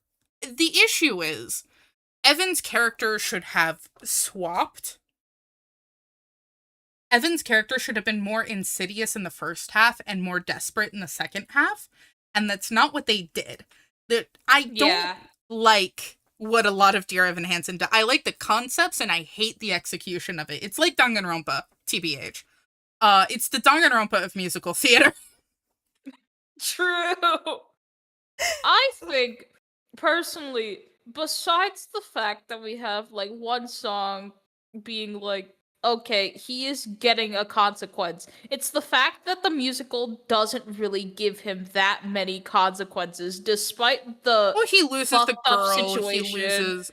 And they try to remedy that in the movie, but the issue is the movie is so fucking dog shit and made for TikTok. It's a made for TikTok of a film before that really became a thing. That tells me everything I needed to know. Yeah. It's not as good of a show, and the thing is, like, You Will Be Found as one of the weakest songs in the show, IMHO. However, it got touted as, like, one of the most important and everything like that. Like, the hashtag for Dear Evan Hansen was hashtag You Will Be Found, as, like, they were trying to sort of, like, build this inspirational song, but it feels so unearned, specifically because Evan is lying the entire time.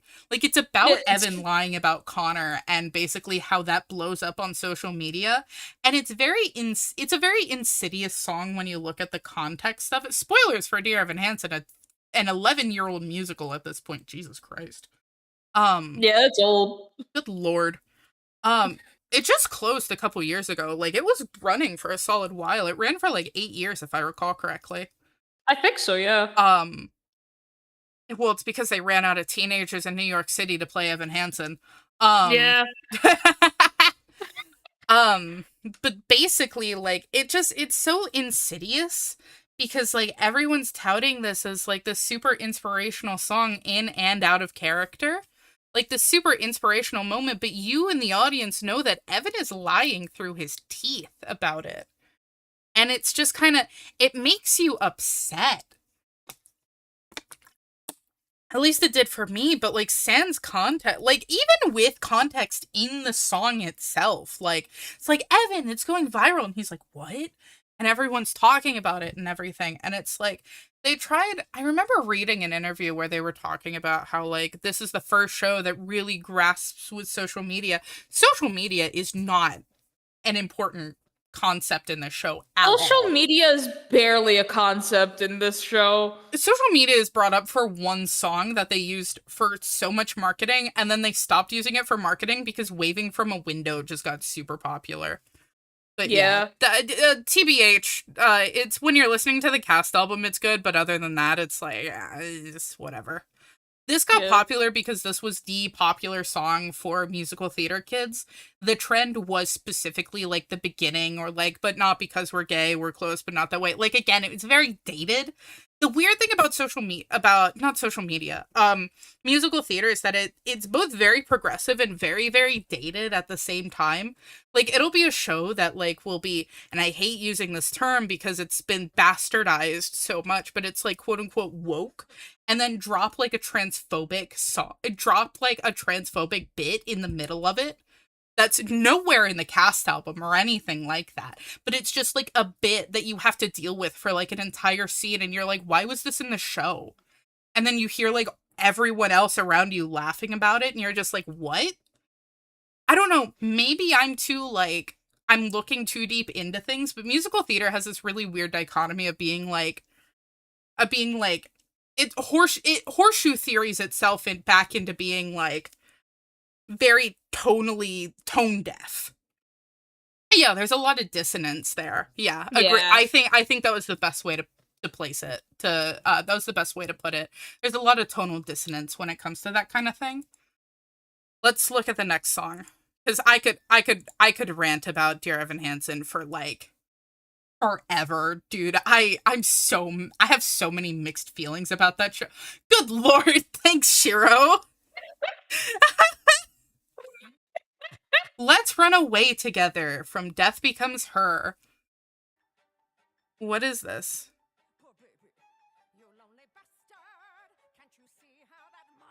Can I be honest? Yeah. Oh, we already talked about this song. We already... I think technically we talked about the No, we talked about Let's Run one? Away Together. That's what's on the list. Oh, I thought you accidentally put in the other one for No. Death Becomes Her. No, we haven't talked about Tell Me Ernest because I do have stuff to say about that song. Oh yeah, makes sense. Rhythm of the Tambourine, Hunchback of Notre Dame. Oh my god. So this is a song that was specifically put into the Hunchback of Notre Dame musical that never got a Broadway debut, that only played at the Paper Mill, or no, not the Paper Mill Playhouse, the La Jolla Playhouse in New York off Broadway. This show has a very, very special place in my heart because I performed in it in high school. I was an extra and I did like a lot of, I did work on it. But I love The Hunchback of Notre Dame. This one, I'm very biased. This is not icon of musical theater level. We're not looking at Out There or Made of Stone. However, this is going in Yo Dude Pass the Aux because it's just so fucking good. This is a really good song. Not only is There's it no good, denying it. It does nothing but add to the musical. And it also, when you go back and rewatch the film, you're like, why isn't Rhythm of the Tambourine in the film? That Pretty much. the song additions that they add, because they also just completely changed the story of the Hunchback of Notre Dame to be closer to the book, like the actual novel by Victor Hugo back in the 1800s. So spoilers for a 200-year-old book. Basically, they all die at the end. So that was very fun. I remember walking out one of the nights because I got sick the entire second week that we were running it in high school, but when we were in theater, we were like, I walked out and one of them was like, one person was like, I thought this was going to be like the movie. And I went, nope. It's not like the movie. Like, it's just... this bridge. Ugh, this bridge is so fucking good. Again, Disney's gonna get my ass. I really hope Disney doesn't terminate my entire channel because of this one stream. So I may have to private the stream afterwards. Oh. But this is just... It's just a really good song, and it adds so much to the musical itself in terms of the story, the world. It builds so much into the world of, like, how do normal people view the Romani people in terms of Hunchback of Notre Dame and, like, the world of Paris during this time. It adds a lot of very necessary information that you don't get in the musical and in the movie, that I think just adds a lot to the performance. Also, it's just really good. It's really good. It's fun dancing. It's fun dancing with a tambourine. I'm gonna be so for real. That shit was so fun. It makes sense. Yeah. Ooh. Ooh. I've never heard the London version. I've also never heard the London version. I had heard that they had done a female Hermes for it. They've been doing female Hermes for the American version too. The entire show is gender blind casted. At least Hermes is. I feel like Orpheus could be done gender blind as well, as long as you make Eurydice also gender blind. Yeah. Oh, he's Irish. I think they're all Irish in that cast. Maybe. Honestly, it makes sense. Yeah. So, Wait for Me as a song in general. Can I be so real? Yeah. Musical theater icon. Yeah.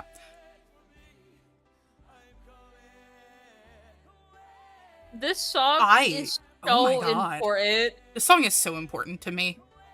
Yeah. It's important to me, but it's also important to the show as a whole. 100%. Personally, I've never seen Hadestown. I have. But I know this song by heart.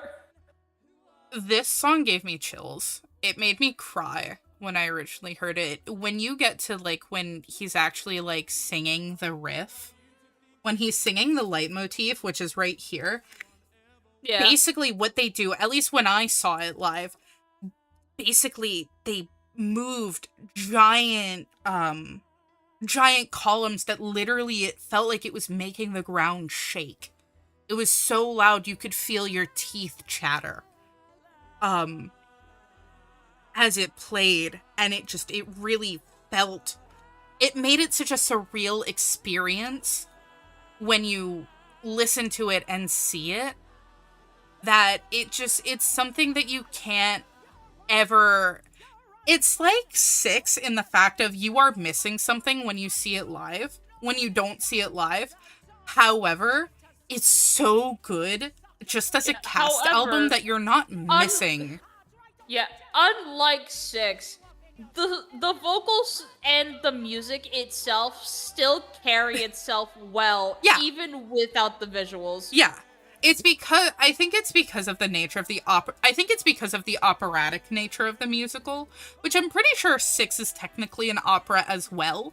But Six is very modern music, whereas this is once again, very musical theater-y. And I think that's the part that really helps with it. Yeah, the music holds well as a standalone. Yeah. But yeah, this is like one of the apex songs of musical theater, up there with 3090 Your Obedient Servant. Honestly, if it were up to me, I'd put it above Your Obedient Servant, but like, I feel like in terms of importance, you can't put it above Your Obedient Servant. Yeah. This song, I still get chills. All right, next song. We already did our word. Yeah, we did that one. Speaking of out there. Yeah, speaking of. Can I be so for real? Yeah. musical theater icon above Candy Store. Yeah. This is one of my musical theater audition songs. Mainly because I excel at belty heroic characters, unfortunately, which is just every main character ever. I'm sorry, I am that person. I don't even say, like, I excel it as, like, oh, I'm so good and I always have to have the protagonist role. Like, no, that's just where my voice lands. Yeah, that's valid. I put a lot of, like, emotion into it. There are a couple of people who have heard me sing that have gone, yeah, no, this is the these are the characters that you excel at. When I was younger, you can oh my god, hi, hello. We're talking about musical theaters. We're talking about musical theater where we are sharing our opinions. I am being an opinionated white woman about this. We will be on our high horse about this. We will, yeah. You sent me something funny, I will check it after stream. But, these musicals are just, oh. It hits, honestly, I think The Hunchback of Notre Dame as a musical versus the movie, I think the musical, like the live stage musical, just does so much more for Hunchback of Notre Dame as a story than it does as a Disney film. Not even talking about the fact that they changed the ending to, you know, I can't remember his name. Who's the knight? Oh, fuck. I forgot his name. Phoebus. To where Phoebus gets Esmeralda and, like, Frollo falls off the tower, and then Quasimodo, like, you know, becomes, like, you know, beloved throughout Paris. Like, that is fine for a Disney film. I think that they could have just gone I think that they should have just gone full throttle and just traumatized kids by having, you know, Phoebus die, Frollo fall off the building, and then Quasimodo just, like, cradling Esmeralda's body as he too died. Like, I feel like they should have just gone all the way because they went so hard with Hellfire. Like, they should have just gone all the way. They should have, but it's still Disney at the end of the day. They need to have at least one uplifting ending per like movie musical. Ugh. And it's so annoying because I feel like it just kind of low-key ruins Hunchback of Notre Dame because it kind of builds it up to be the tragedy, and then it just kind of does nothing with it. It backpedals at the last second, and it doesn't feel satisfying in a way that the Hunchback of Notre Dame musical does. Yeah, that makes sense. I feel like the musical does a lot better at conveying the story and everything, also because it is just for a more adult audience, IMHO. I do think it's I just think that the musical's better than the film. I think, however, in both cases, I do think that this song is one of the apexes. And a lot of songs in Hunchback of Notre Dame, I think that they're kind of like some of the apexes of musical theater. So it does go into musical theater icon. Yeah, absolutely. New Money. Speaking of Jeremy Jordan, and also Ava Noblezada from Hadestown. Yeah. Yeah.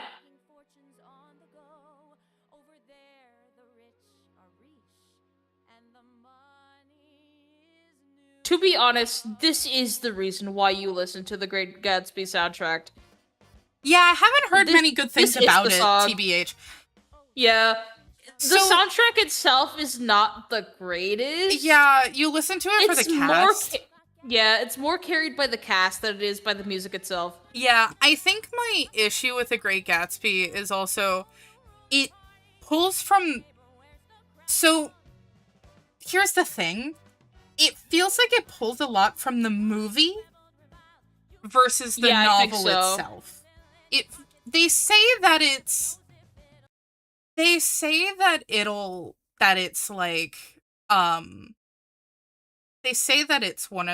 it's based off of the book, but it feels like it's based off the movie from when I listened to it. I didn't listen to the whole thing, but it doesn't hit as a musical.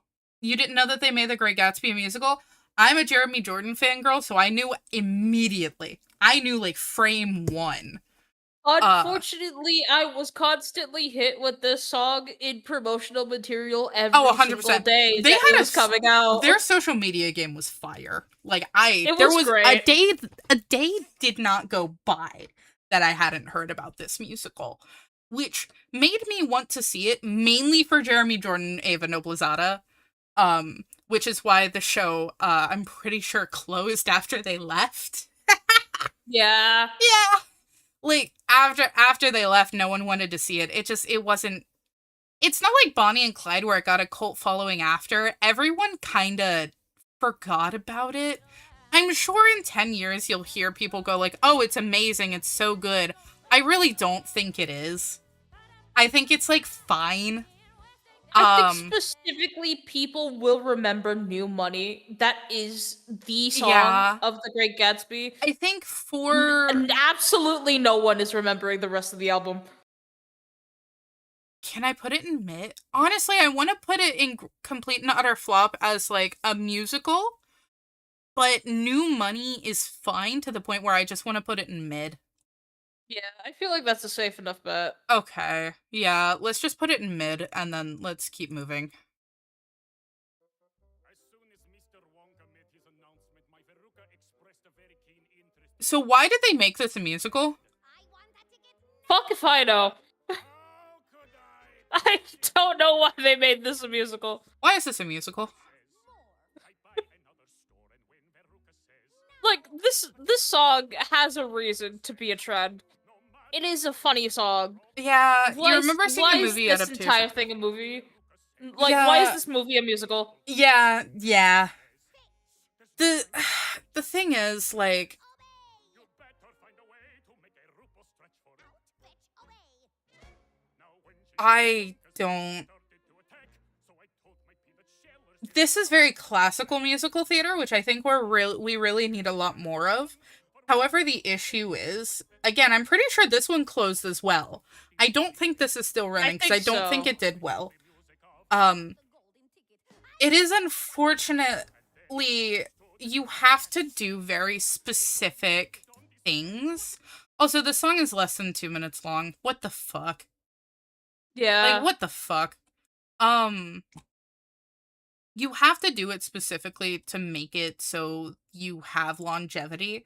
And unfortunately, chasing trends of like movie musicals, unless you're Waitress, you're really not, or unless you're like Waitress or Heathers, you're not going to be,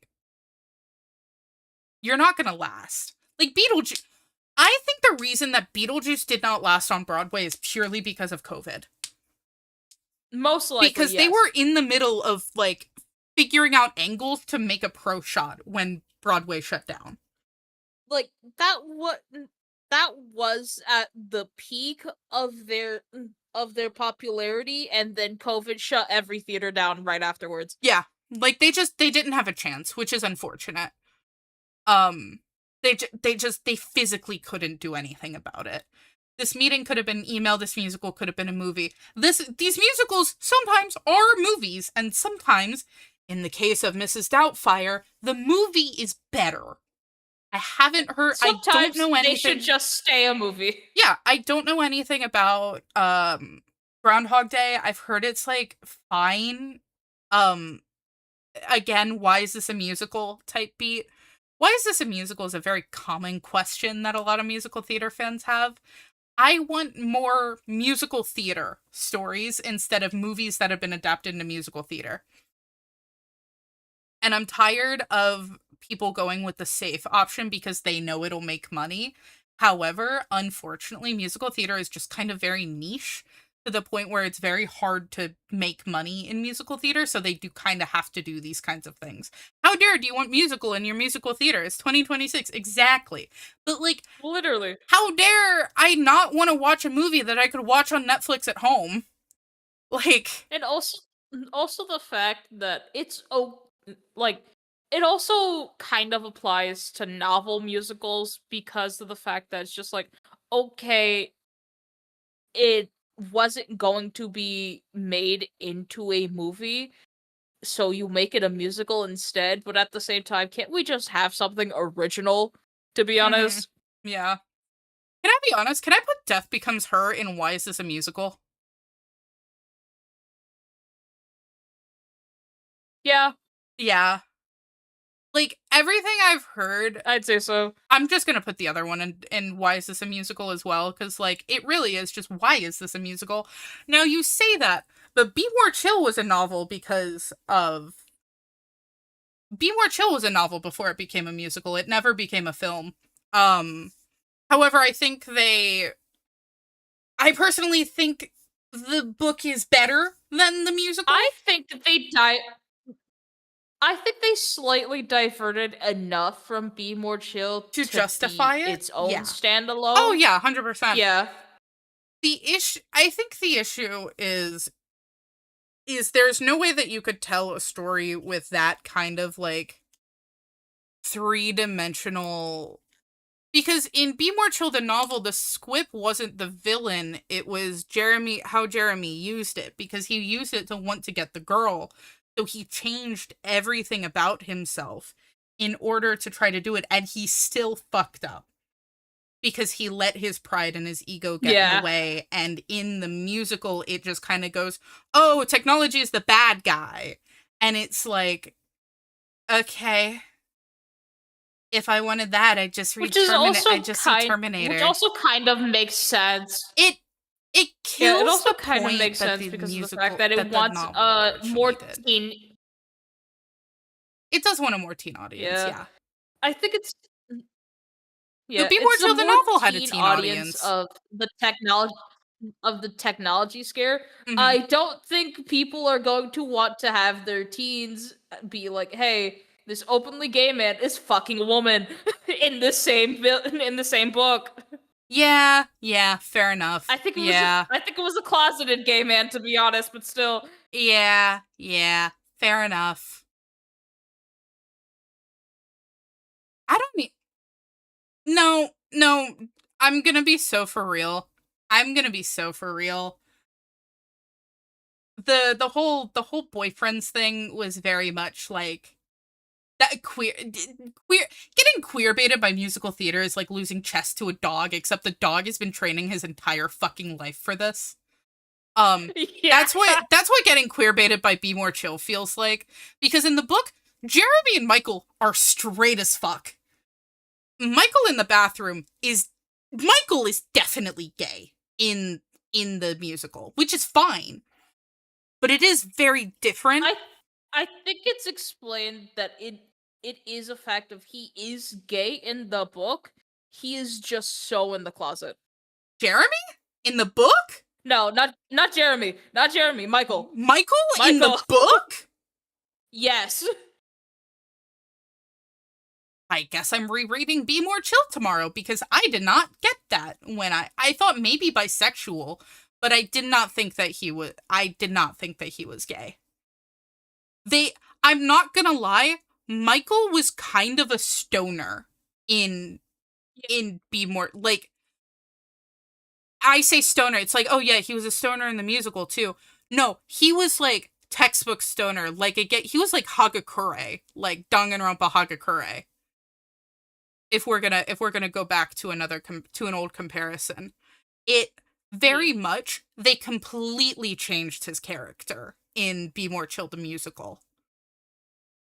Some parts because they want him. I think it's because George Salazar was playing Michael. Yes, 100%. It was to make him more likable, because Michael if musical Jeremy had book Michael, musical Jeremy would not get shit done. He would just be smoking weed in his underwear and jerking off all day. And I swear to God, that is basically what happens in the book.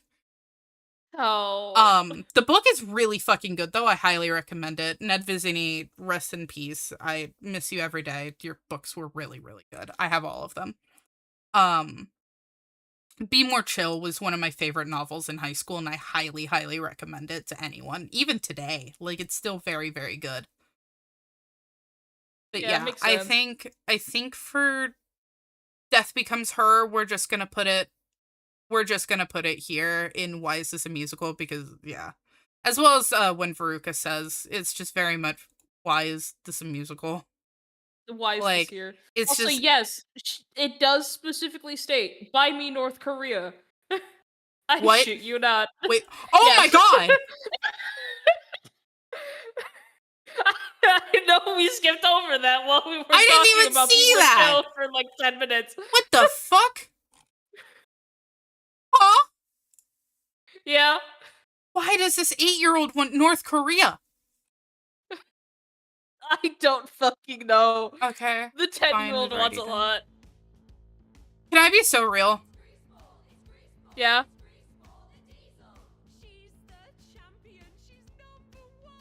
Have Starlight. at it, you wanted this here.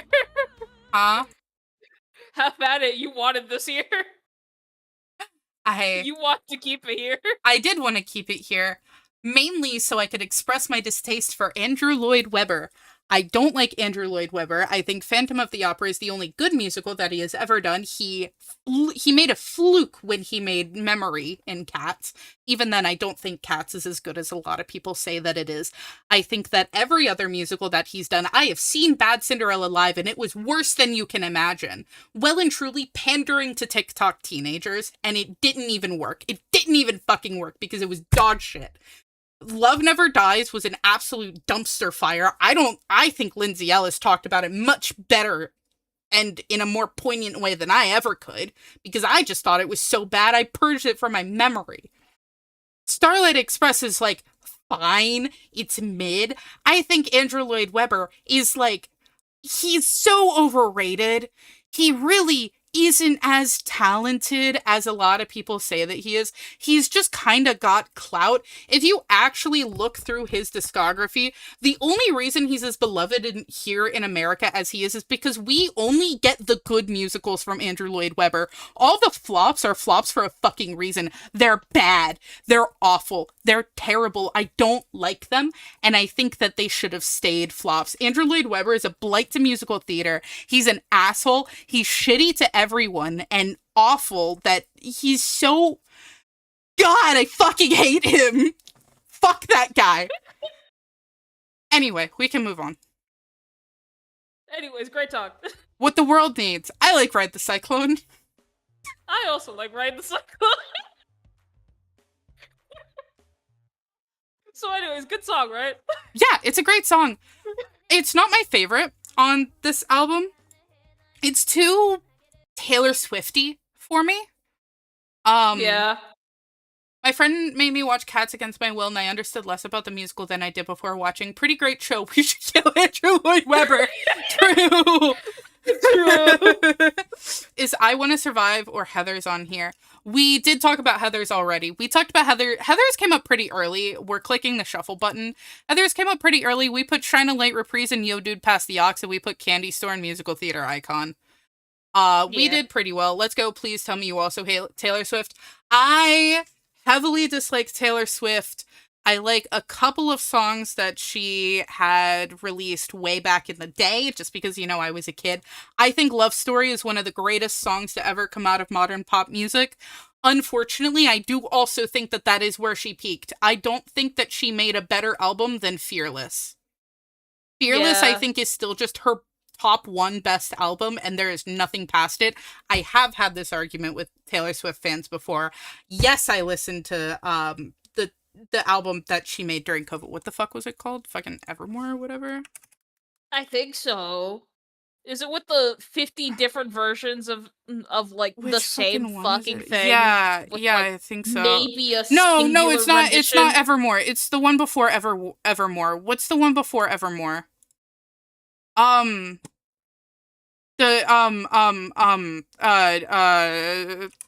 Taylor Swift 2020 album. What is it? Folklore. I thought Folklore was good. I listened to it because I had a crush on a guy. Yes, I did say I had a crush on a man, and that made me listen to Folklore. Don't ask any more questions than that. I'm embarrassed about it too. It's embarrassed to say I may know that. Me? Yeah, unfortunately. It was embarrassing. I don't want to talk about it. Flan here knows. But yeah, the song is just too Taylor Swifty. I think it's too, like, mainstream poppy for my taste. I thought you were Ace. What? No, I'm bisexual.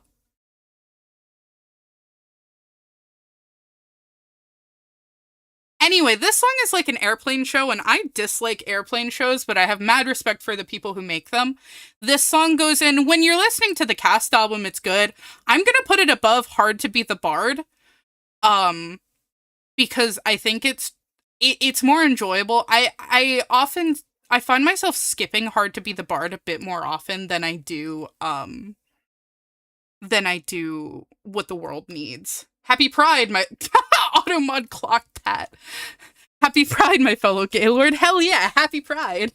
But yeah, with that, I think What the World Needs is, I think it goes to when you're listening to the Cast album. Hi Flan, welcome back. Hello. Is my spot for What the World Needs good. It's below What I Know Now and above Hard to Be the Bard. Yeah, it makes sense. Okay, cool. We're in agreement? Yeah. Okay, cool. We really haven't disagreed on much. Yeah, not really. I think this just proves that I'm always right about things. Yeah, no. Okay, cool. Therapy! Ooh. Therapy, let's go. Can I be so for real? Yeah. Ooh. I want to say it's top of Past the Ox. So this is mainly, do we think it's better or worse than Say My Name? That is the argument. I think it's better than Say My Name. It is not as important as Say My Name. Fair. Because this song, as good as it may be, is not the most listened to song. But taking taking importance thematically through in the musical itself. Taking that out of the equation, is it a better song than Say My Name? If I'm gonna be honest, if we're going by better songs, Say My Name should be at bottom of Past the Ox.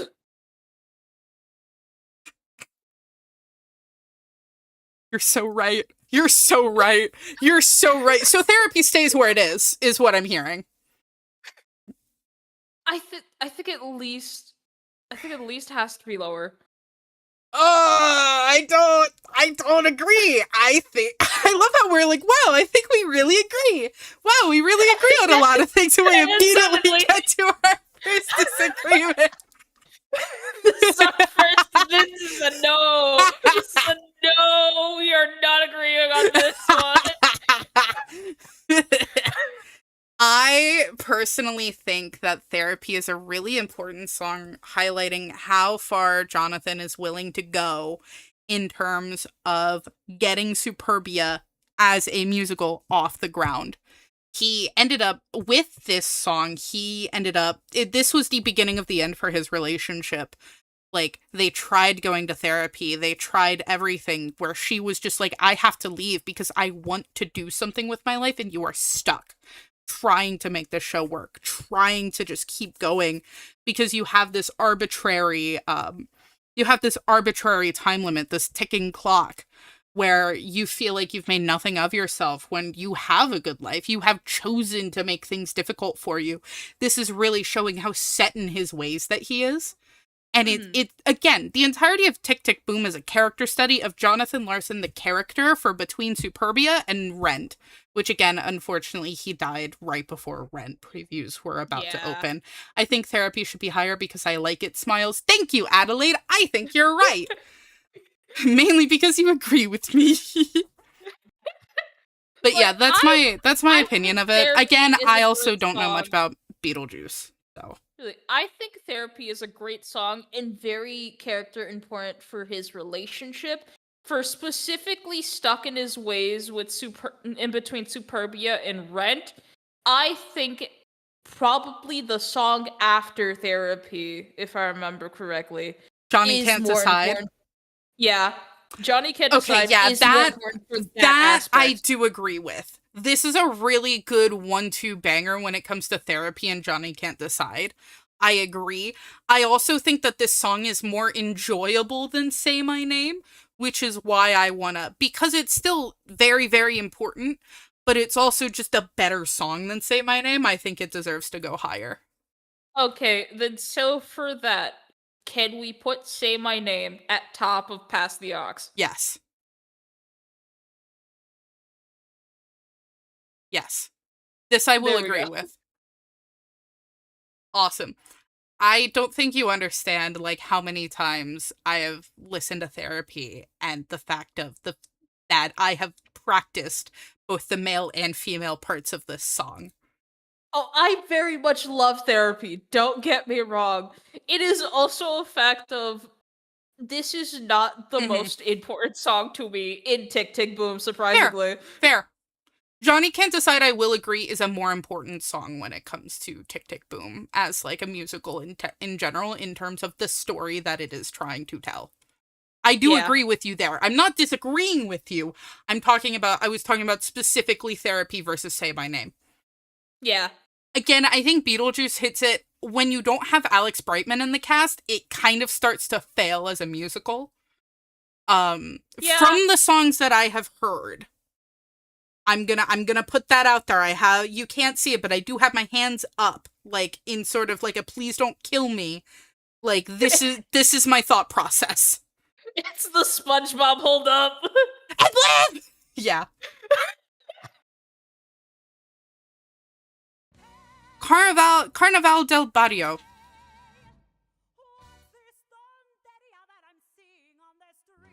I love In the Heights conceptually. I do not understand half the musical because I don't speak Spanish, which is awesome, Yeah. which is based. I am not the primary demographic for this show, and that is fine.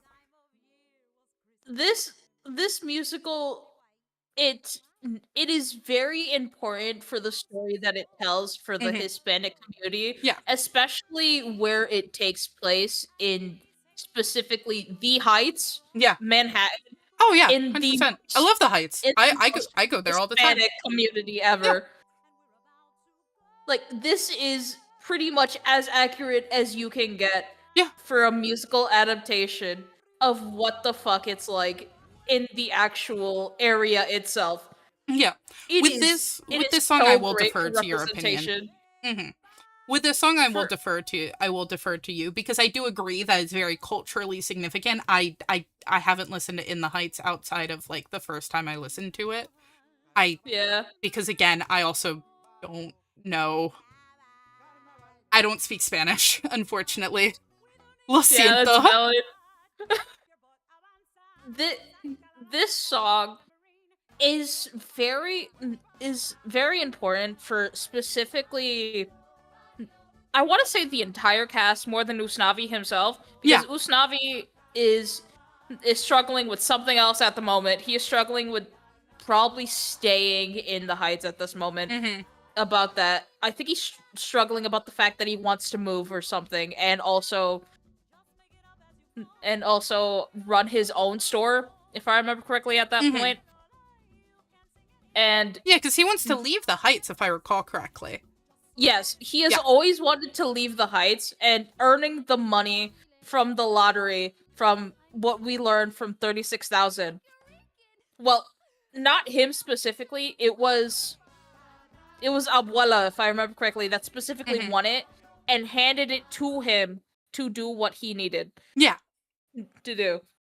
Yeah. And he's been struggling with that the entire musical.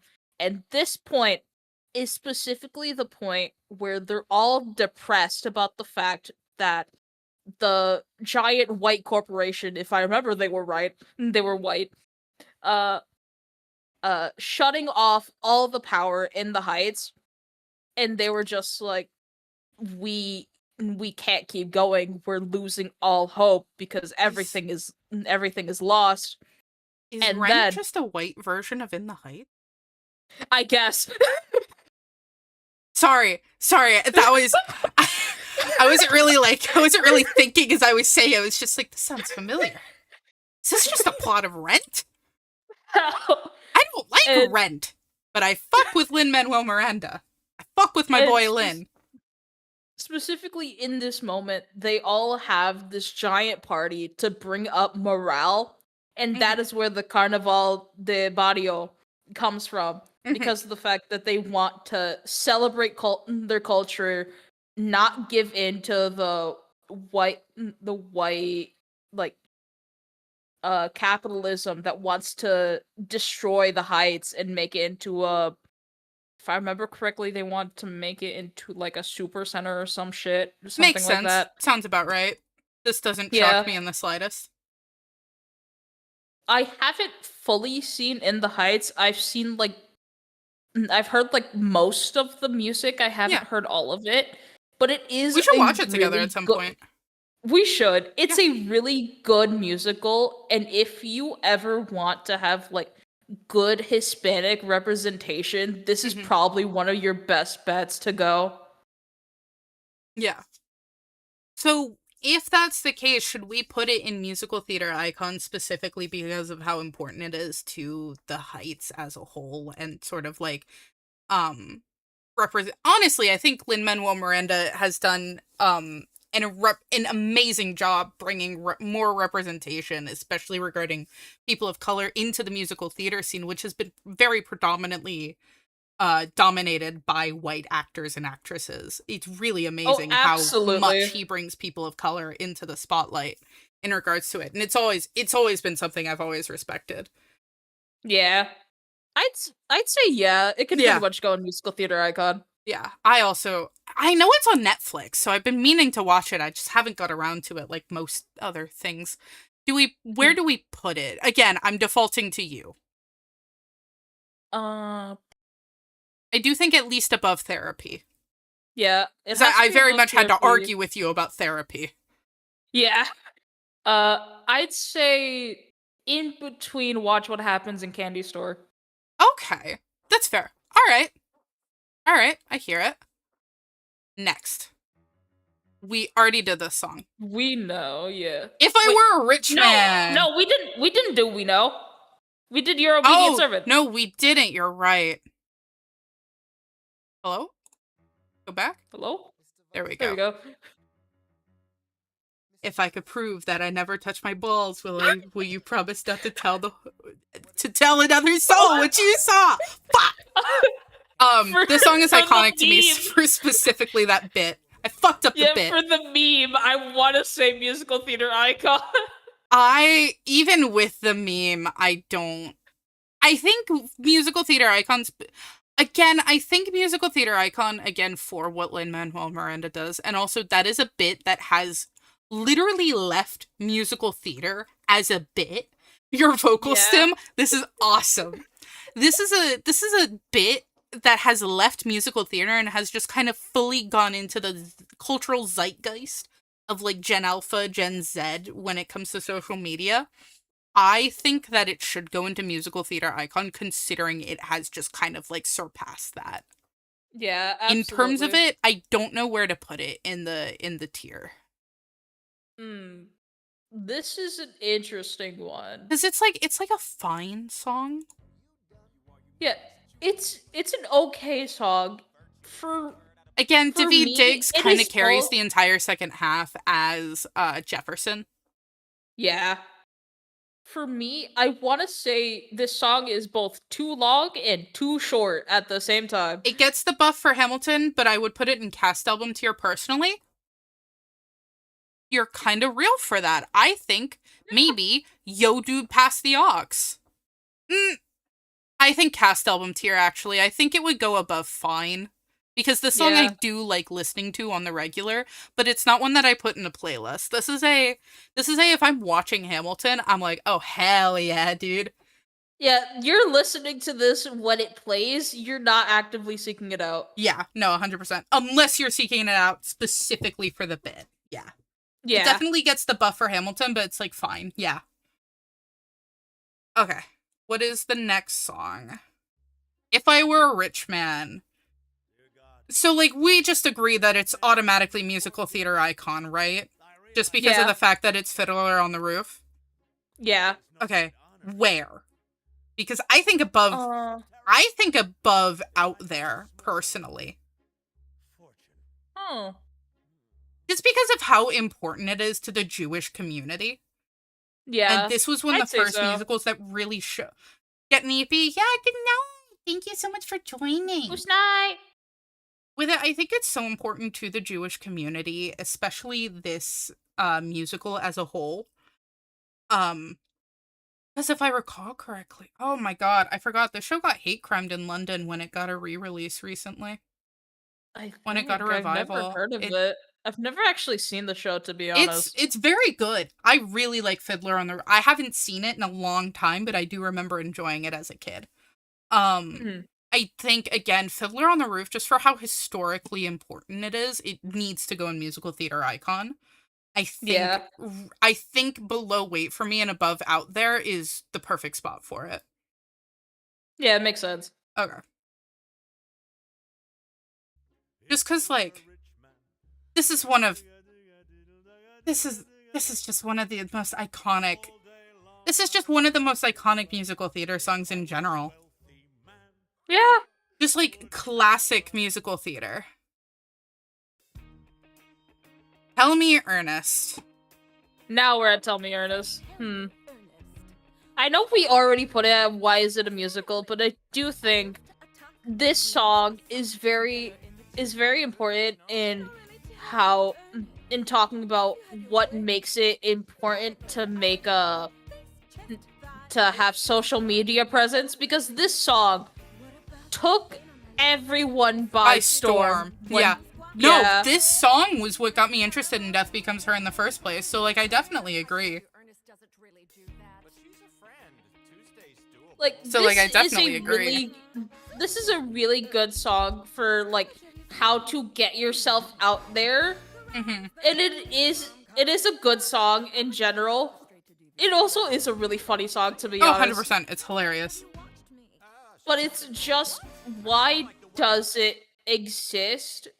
This could have been in its own really good if it was its own musical. Yeah. Good on its own. Yeah. Yeah. Honestly, we should probably create a category above Y Trend and below mid where it's like good on its own. Or we can do it between mid and when you're listening to the cast album. Yeah. Yeah. That makes sense. Let's do it there. At a row above, and then let's make mid blue. Yeah.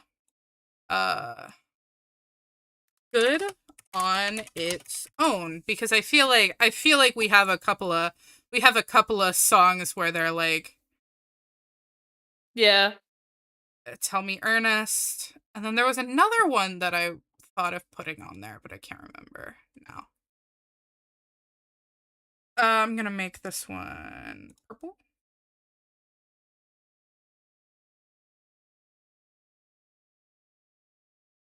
Yeah. This one is... Sorry, I'm getting a little about the colors. And then Why Is This a Musical? It should be there. There we go. That's better. This makes me feel a lot better. Yippee! Actually, hang on. Mid should be green. Not to be that guy. Mid should be green. This should be blue. Yeah. There we go. I am also like that when it comes to tier lists. Yeah.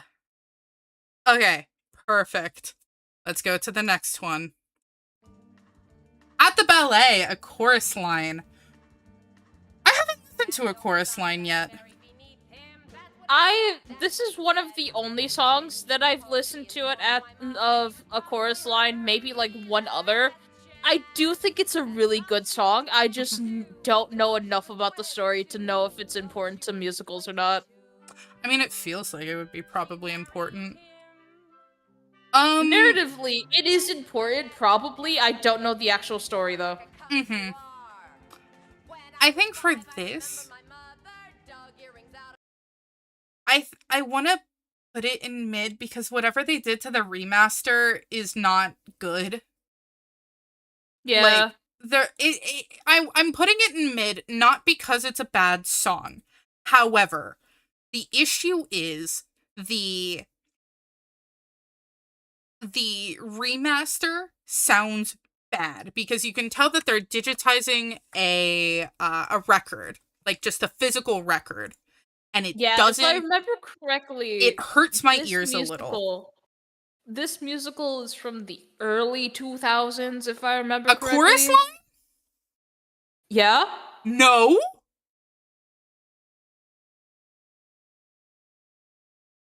What the fuck was it? I know it's old as fuck, so A it's probably chorus like line is also... from the 70s. Okay. The bestie, you gotta know that I don't really know the musical that much. Fair enough. I at least knew it was from the 70s. I'm sorry.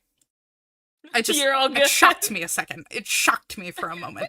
I'm sorry. I apologize. You're all good. Okay, so we're good for putting it in mid specifically because they fucked up the remaster. Can we put Absolutely. Sincerely Me in mid? Yeah, sure. Because I sometimes skip it. I'm gonna put it think above. I think it kinda has to be high mid. I'm gonna put it top of mid because I like it better than I Know It's Today.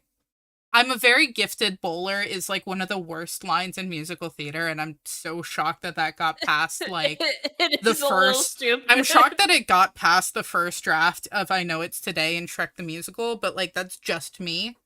I think a lot of Shrek the Like, Musical is like fine. I know they're trying to be funny with it. It's just a joke that failed. That's it. Yeah. My Eyes. I don't know anything about Dr. Horrible's sing-along blog, but I do love Neil Patrick Harris. Lune hit the Ace Attorney objection.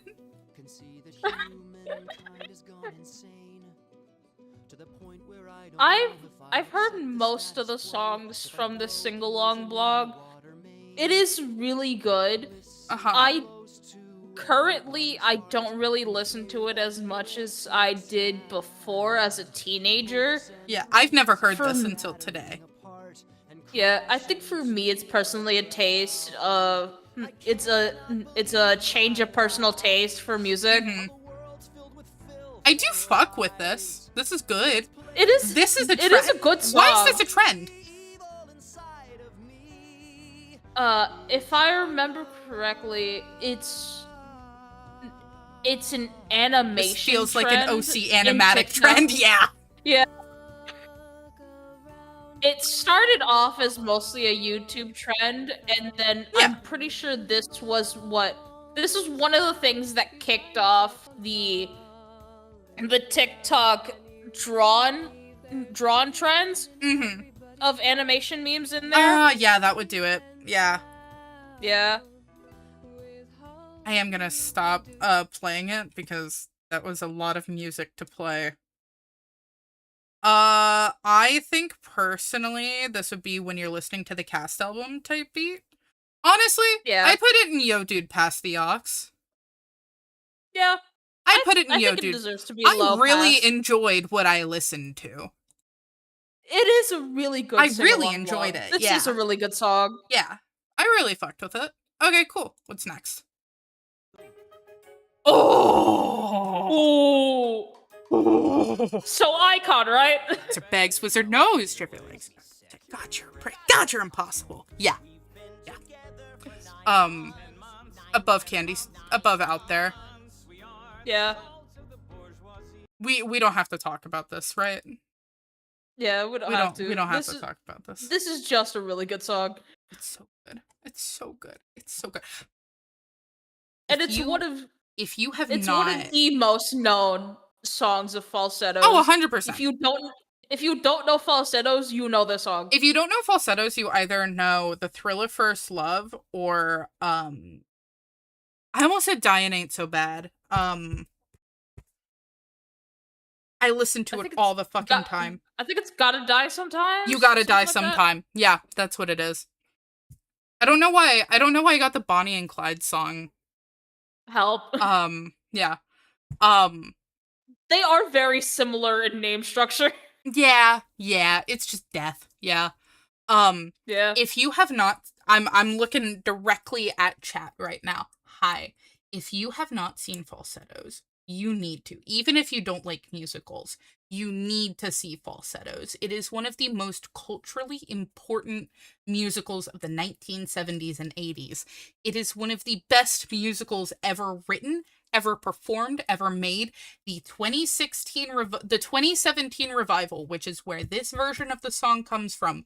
Literally, you can find it on YouTube. If you look up Falsetto's slime tutorial, you can find any musical that way, but you can find this one specifically.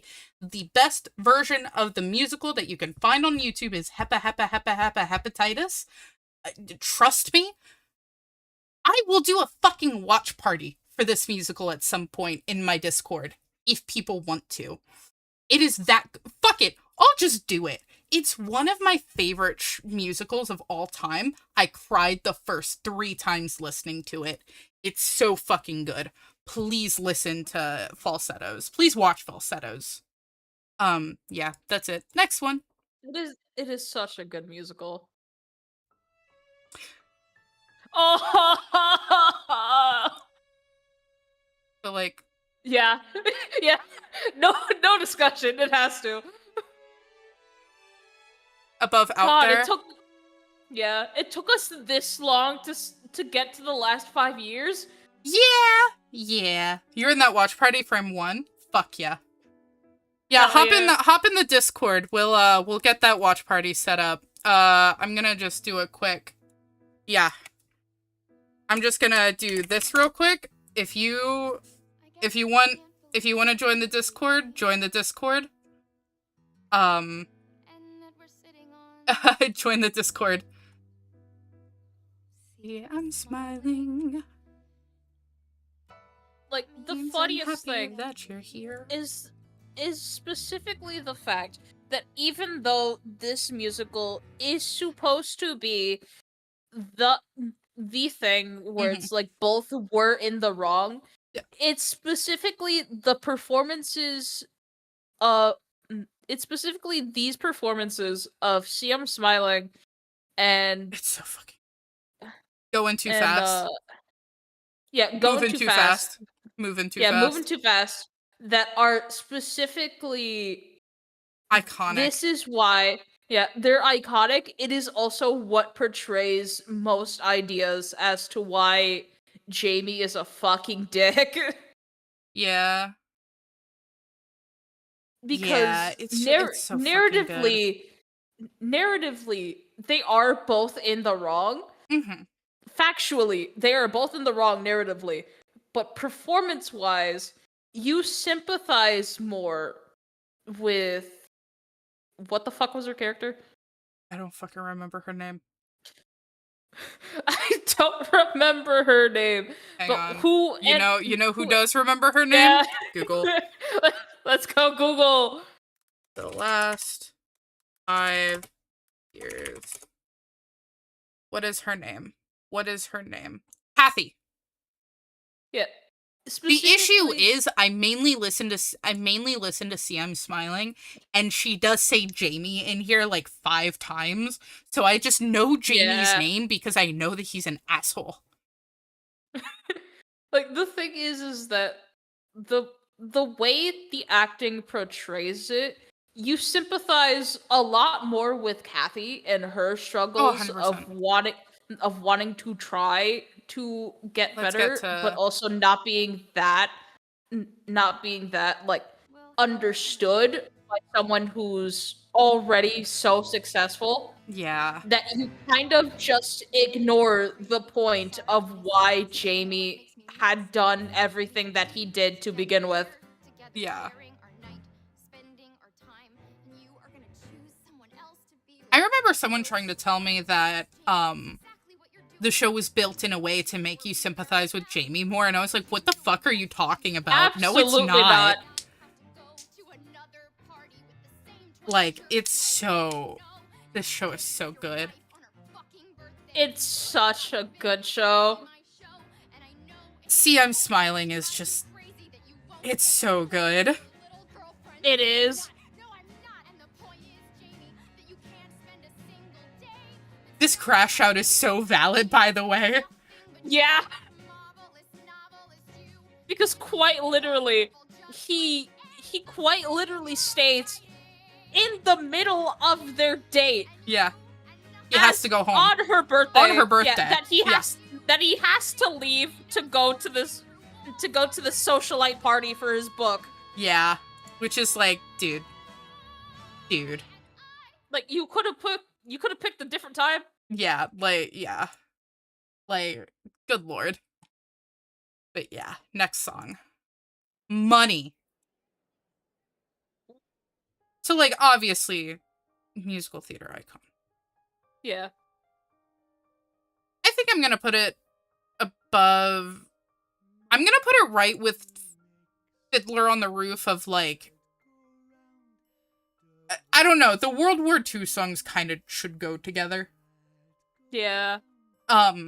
Because they're both just also incredibly iconic. So, fun fact, so Cabaret is another show that I am so happy to show a bootleg of. This show is about the rise of fascism in Germany leading up to World War II and how it got to be that way regarding the apathy of the people and how it's about apathy, escapism, and how fascism can use that to get its grips into what should be just like a normal group of people, and how that starts to drive people away and cause them to hate one another instead of the situation that they're in. It is really poignant and it's very important in the current day, I think, which is why they did do a revival. Unfortunately, it has since closed. Cabaret is one of my favorite musicals. The London revival was really, really good. I really like every performance of the MC. I fuck with it so heavy.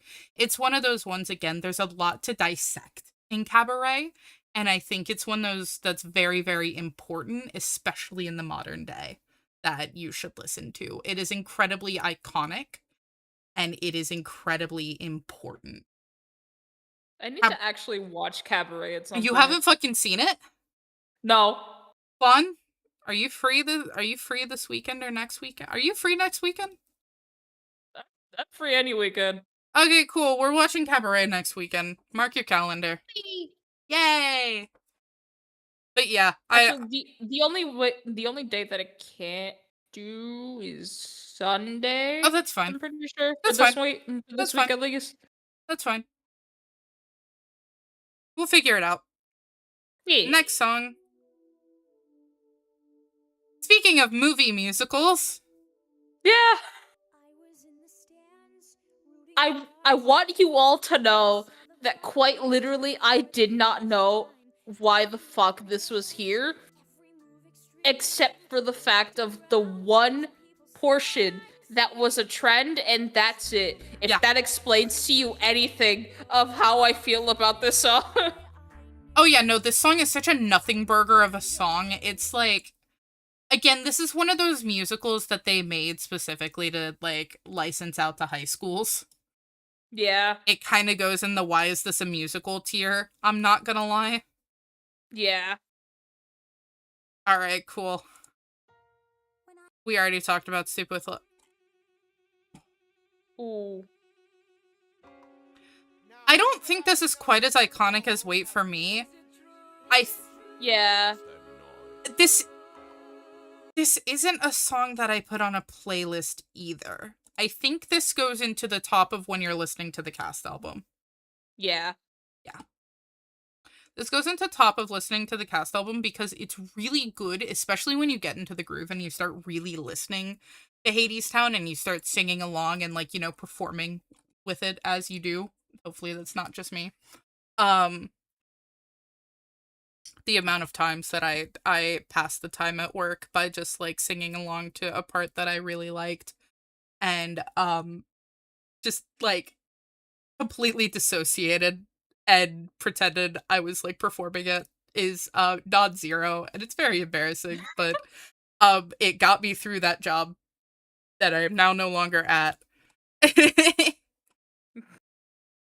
With it, I think it goes to top of when you're listening to the cast album. It's a very good song. I think that's about it when it comes to that. Yeah. There's not really Pretty much much. that I have to say. Bro, it's just another you for real.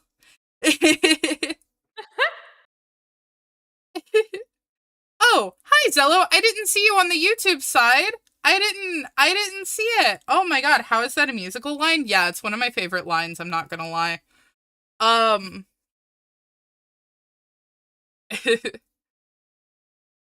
Alright, let's see the next one. Oh. So factually, we have to admit the elephant in the room. It is important. It is very important. I don't want to put it in musical theater icon. Please, you can't make me. You can't It's make me. You it's can't make me. unfortunately You very can't important. make me. You can't. You can't. It goes in Yo Dude Past the Ox and we're gonna like it. Okay, but to compromise on that, it has to be the top of it. Okay, that I can agree with that. The song is just also really fucking good. The song is also just really fucking good. I really like this song. It's such a good I Want song. It just... Dear Evan Hansen can get some things right.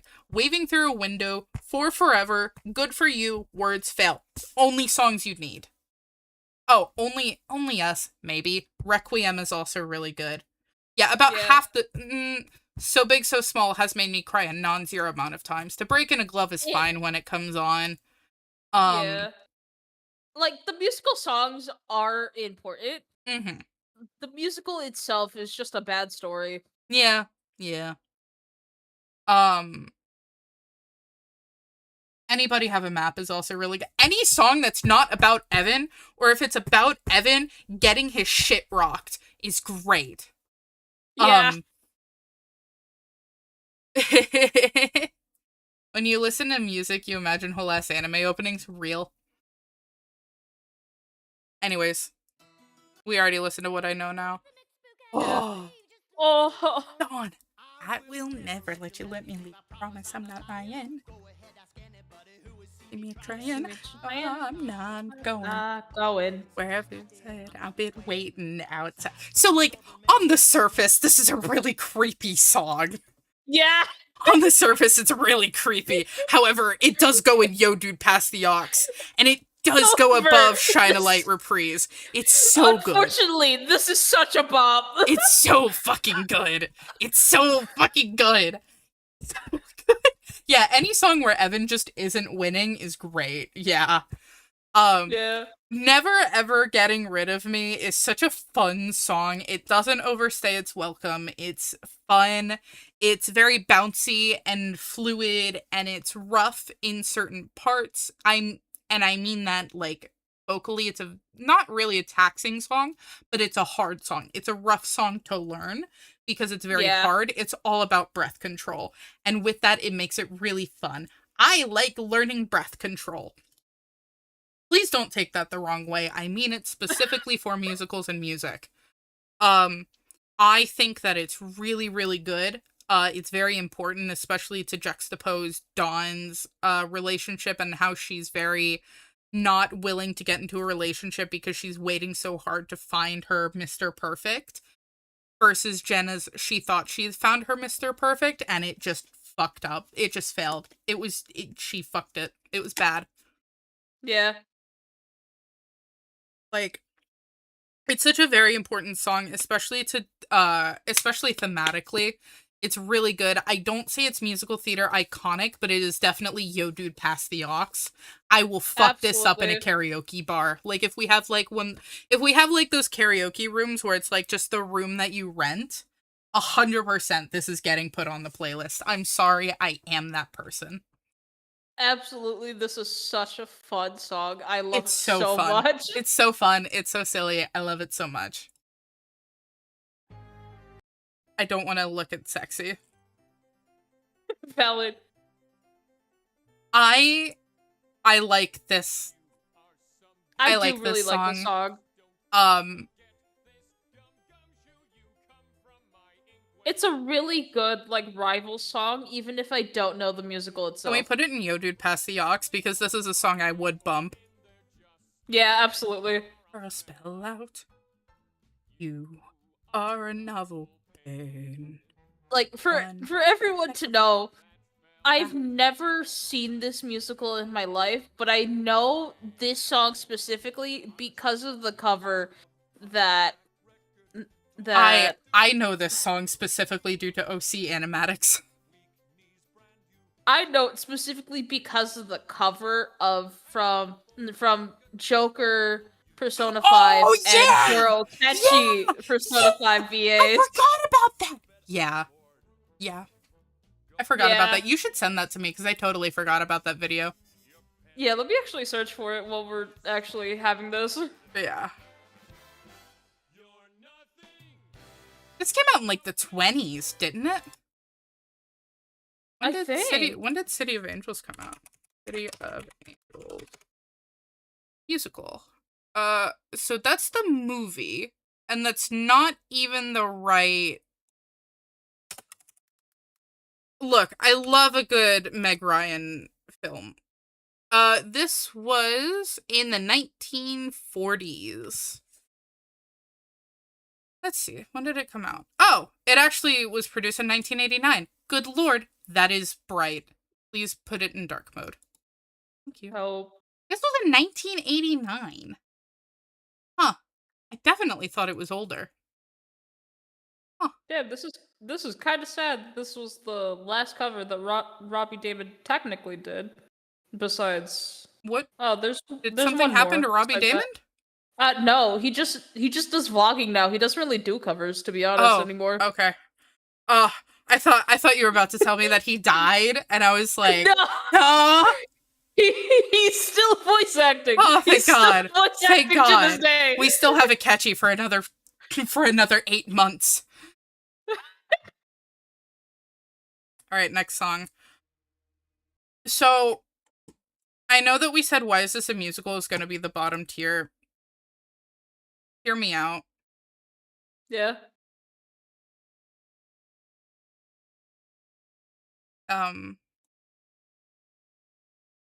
Hear me out. Is this Into the Woods?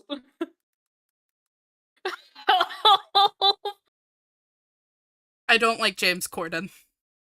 Makes sense. I didn't realize do- James Corden was in it until I saw the cast list when it was like scrolling by as I was taking the screenshots.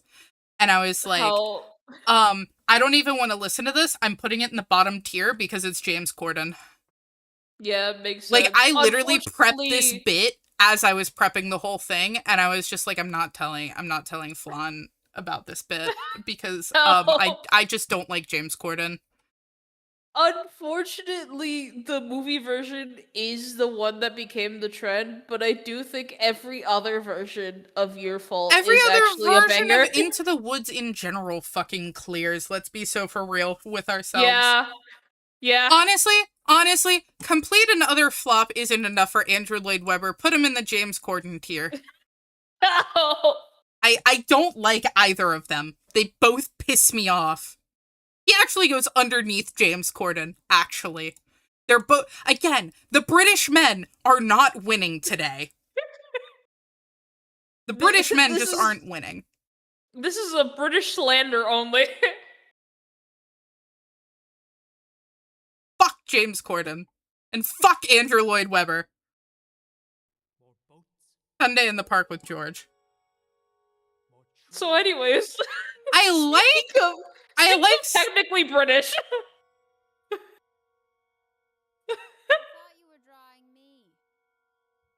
Annalie Ashford's wonderful. I love Annalie Ashford. Yeah. What was the trend? Specifically when she's singing the very fast upbeat part. Oh, Essentially the hardest part of the song. I don't know where that is in the song. 'Cause I know I think it's essentially the chorus, quote unquote.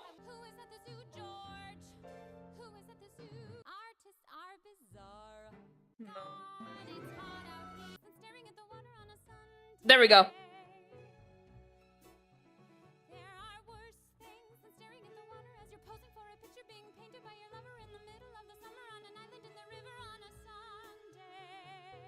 like fine. Yeah. I think The- Annalie Ashford is very good. I think yeah. this would be, if I'm listening to the cast album, honestly, Sondheim musicals. Who is the hated bastard? James Corden and Andrew Lloyd Webber. I don't like either of them. They're both awful. They're terrible. I don't like them in the slightest. They both suck and they both make me very mad. James Corden is just it's James Corden. Andrew Lloyd Webber, don't get me started. I already had my bit. It'll be clipped at some point, maybe. I don't know. Fuck.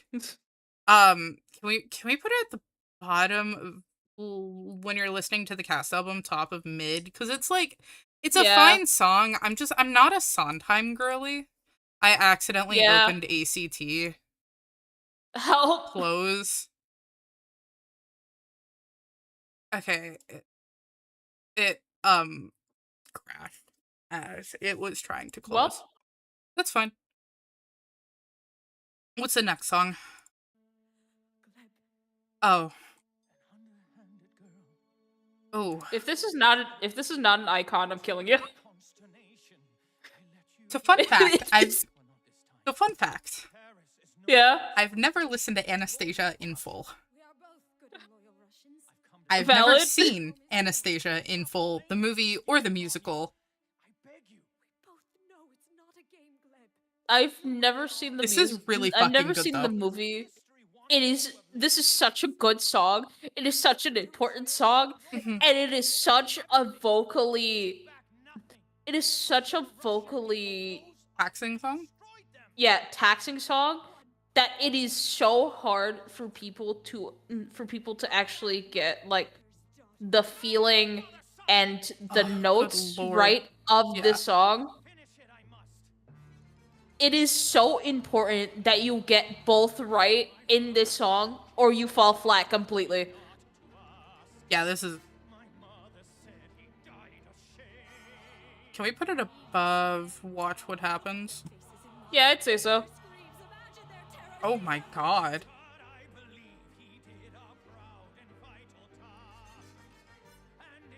Good lord.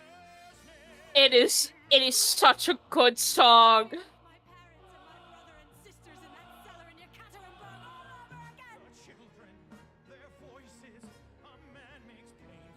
Here's the trend part.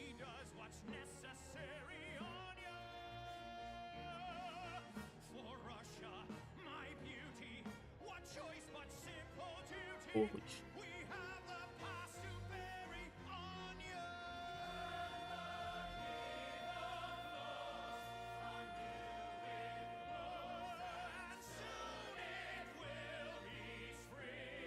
The holding of the note into and soon it will be spring. Oh. Yeah.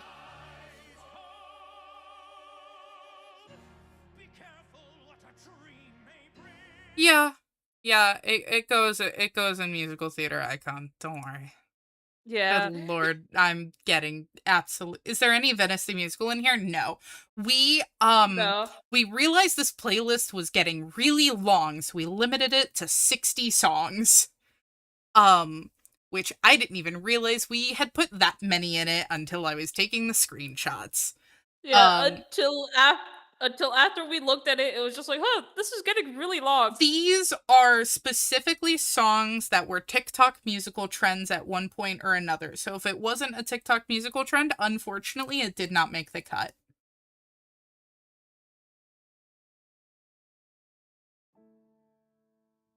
Oh, Oh. Oh. I can't. Oh.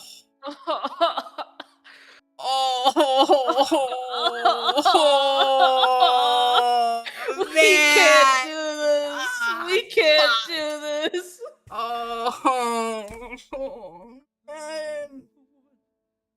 Oh. Oh. Oh. This song is massive spoilers for Next to Normal. I will be doing a watch party for Next to Normal at some point. So that is massive spoilers. Fun. Top of Yo Dude past the Ox? Absolutely. Yeah, okay. I'm glad that we're on the same page.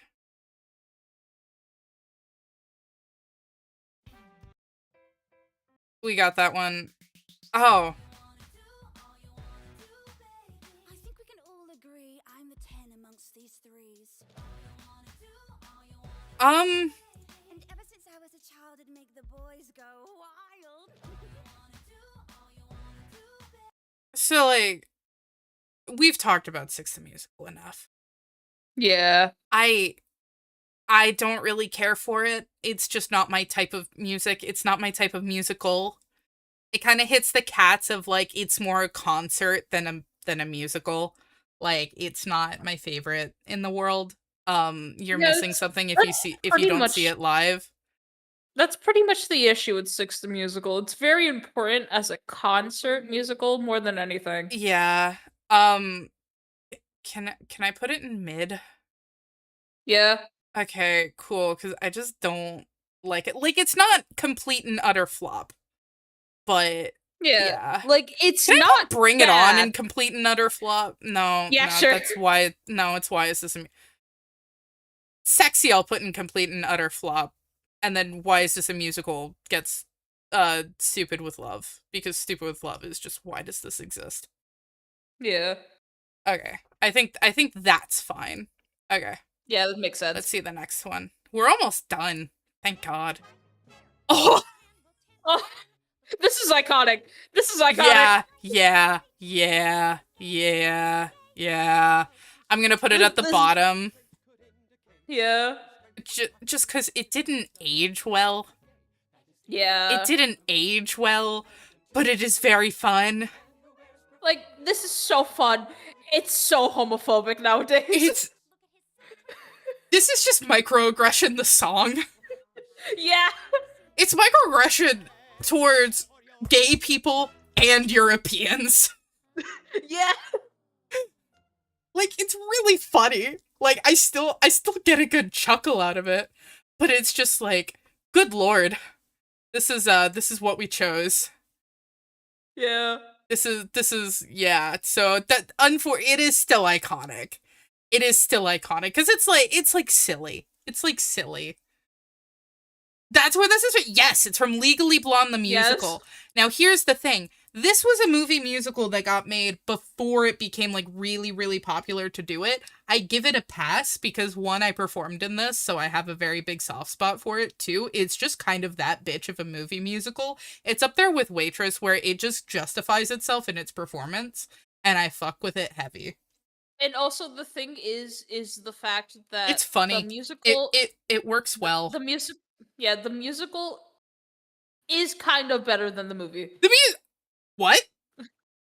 It's kind of better than the movie, to be honest. The musical did not Specifically age well and it's funnier because of it. Very true.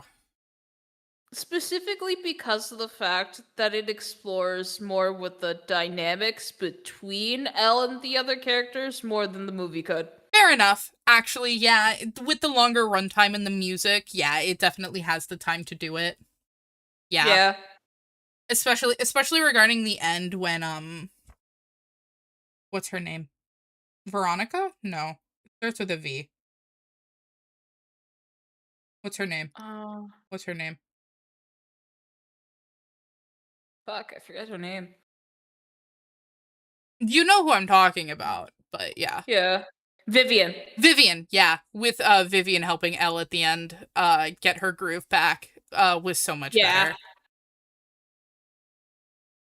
It's so good. I fuck with it. Yeah.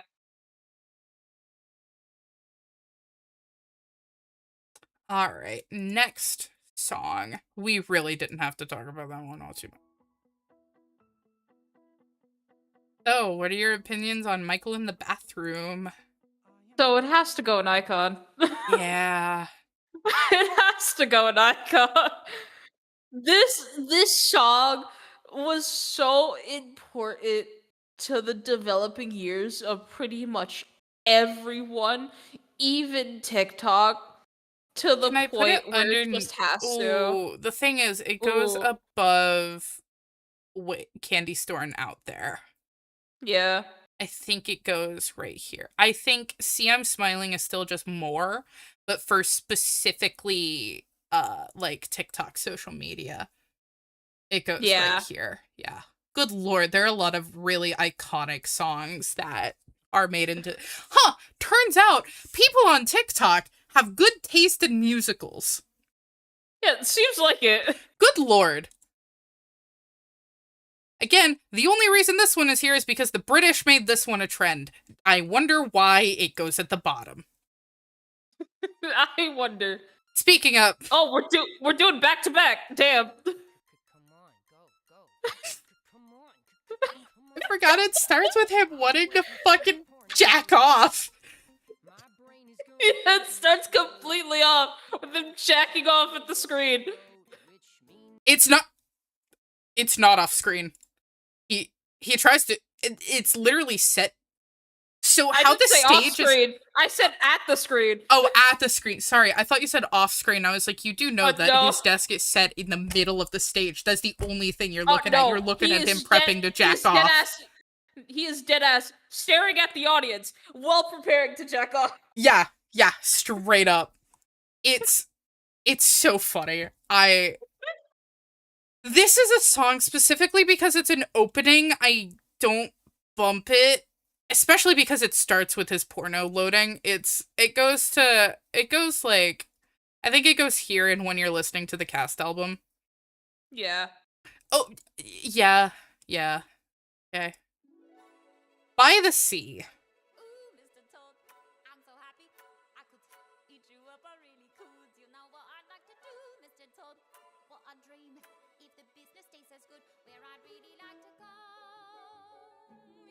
Why hasn't Annalie Ashford played Glinda yet?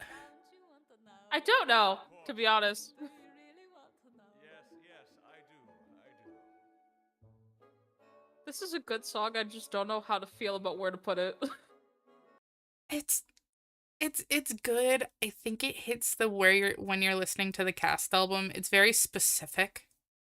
Yeah.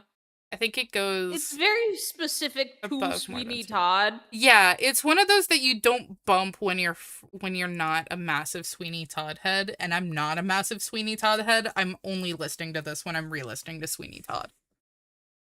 I do listen to this one by itself, but that's also because I find it to be a good song. You're a massive Sweeney Todd head. No, I'm not. Surprisingly, really? I've never watched Sweeney Todd. Well, neither have I. I only really ever listened to the song, to be honest. My mom saw it, and she was at like an off-Broadway interactive theater where they actually fed you meat pies at the beginning of Sweeney Todd, and I've never been more jealous of her in my life. Damn, I would have loved that. Pisses me off. That woman gets to do so much cool shit, and I'm just like, when are you bringing me along? When do I get to do cool shit? All right, what's the next song? We're running low on songs. Yeah, we've got a couple more like really iconic songs. How the actual fuck have we not seen the Wicked one yet? Well, it's a 1 in 60 chance, Flan. True. Flan. But still, you would think you would hear like the more one-off ones. Oh. Speaking of one-off, I'm gonna put this at the top of Yo Dude Pass the Aux. Yeah. Because, like, it's not... Funny enough, I specifically don't really listen to Love in Paradise. Neither do I. Yeah. Despite the fact that I really love... You want to go to more interactive theater? You saw SpongeBob the Musical once at a community theater and they grabbed a random audience member and forced them into a shark costume? That's awesome! Oh, that's great. Who the fuck in my Steam's friends list is playing My Hero One Justice 2? Why the fuck? Hey, my good friend Will, why are you playing that? Why? I'm not mad. I just want to know.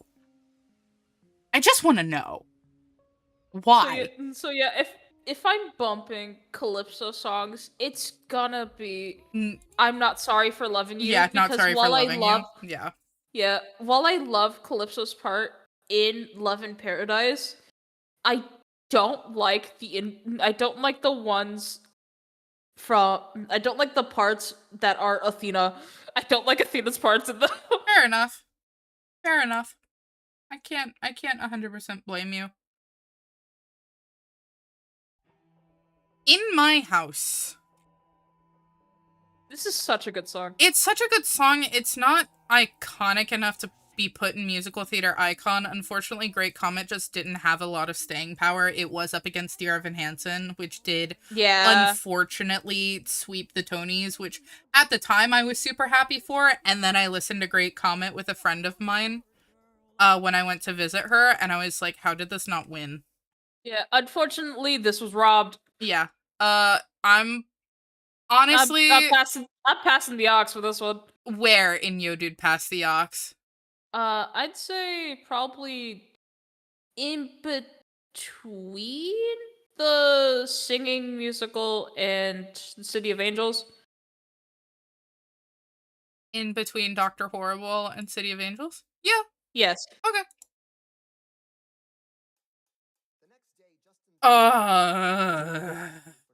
21 As- Jump Street. As much as I love this, it can't be an icon. It's not. Yeah. Can I be so for real? Yeah. There are better songs in 21 Jump Street. True. This is when you're listening. This is at the bottom of when you're listening to the cast. TBH, I'm putting Sunday in the Park with George in mid. I'm just not a Sondheim girly. Yeah, that's valid. I'm just not a Sondheim. Honestly, why is it a trend? Yeah. Actually. Sondheim has better musicals, to be honest. Yeah. This is a really good part, though. Yeah. I remember listening to 21 Jump Street for the first time and going, it's only 5 songs. Yeah. And it works. Blackout. Okay, this is where the actual blackout happens. Yeah. Where they are actually fucking panicking Yeah. and being like, what is happening? Because this is the point where the white capitalists are just like, you know what? We're driving you out. Mm-hmm. We're driving you out of this place. Yeah.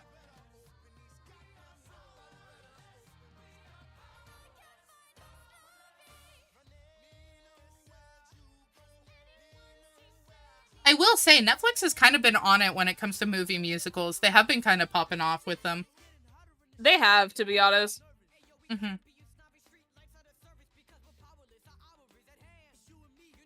And then I am scared of copyright. So we're stopping it there. Yeah. Valid. Where are we putting this? I want to say at top of Past the Ox. Above Love in Paradise? Yeah. Okay. Yeah.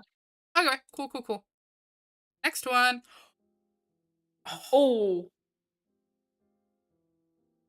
This is iconic. Iconic. Above Candy Store? Yeah, I'd say so. Honestly, above Out There as well, TBH. It just has so much staying power. Somewhere with my head. Like, even if you don't know Ride the Cyclone, so many people know of the Ballad of Jane Doe that it doesn't 100%. really matter. Honestly, the 2 In the Heights songs that were trending were not your favorite. Surprised they trended, TBH. I still haven't seen In the Heights. I'll definitely do that. I'll write that down as a movie night at some point. Oh, they're really good songs. They're not the ones that are the greatest in the musical itself. I'd say, for me, my favorite ones are 36,000 and Breathe. Which are both for vastly different reasons. Breathe is such a very powerful and emotional song because it's where it's about how this girl had dropped out of college and is very disappointed in herself to the point where she does not want to admit it to anyone. And is struggling with that fact of being like, I'm a failure because of the fact that I am the first I'm the first generation of my family to have a good education, and now I'm failing them because of it. Mm-hmm. And the 36,000 is just very important for the start of Usnavi's like entire journey of being like trying to it's essentially the I Want song of the entire in the Heights. So they're both very important for very different reasons, and I love them for very different reasons because of it. Yeah. I feel that.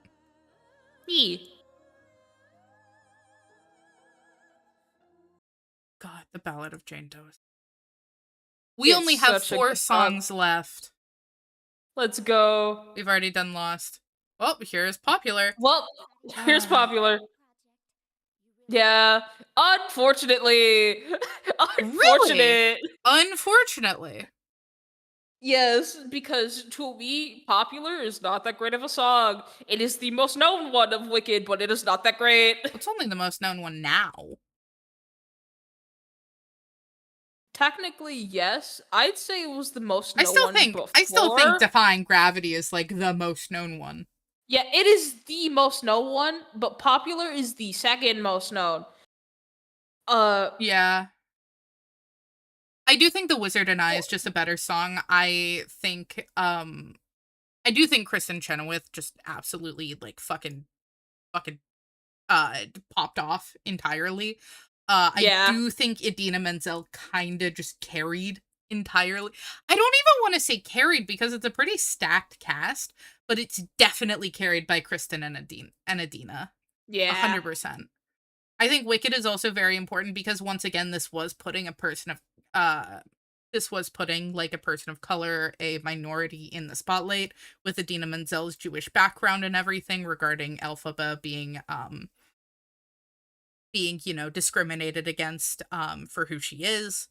They very much, I think putting women that are in marginalized communities is very important for Elphaba. I think I would love to see a trans Elphaba one day. Genuinely, mark my words. I think that would actually be really good. 2027, trans Elphaba, please. Please. Please. Oh my god. Cynthia Erivo also just absolutely killed it with Elphaba. She was amazing, and I'm so glad that she got the role. I also think that's why For Good had slowly gotten more popular currently. Well, For Good is also like the Doom Deary songs. Let's be so for real with ourselves. Yeah, but For Good was never that popular in the musical version. No, it wasn't. Yeah. It's specifically when Ariana Grande and Cynthia Erivo had specifically sung that song in the movie that people were just like, hey, this is a really good song. Yeah, true. Sometimes you just need the right actors or like the right moment to really pop off. Yeah. The end of the line. Can I be so for real? Yeah. Mid. Yeah. It's a fun song. It's not the greatest though. It's like fine. Yeah. Big picture.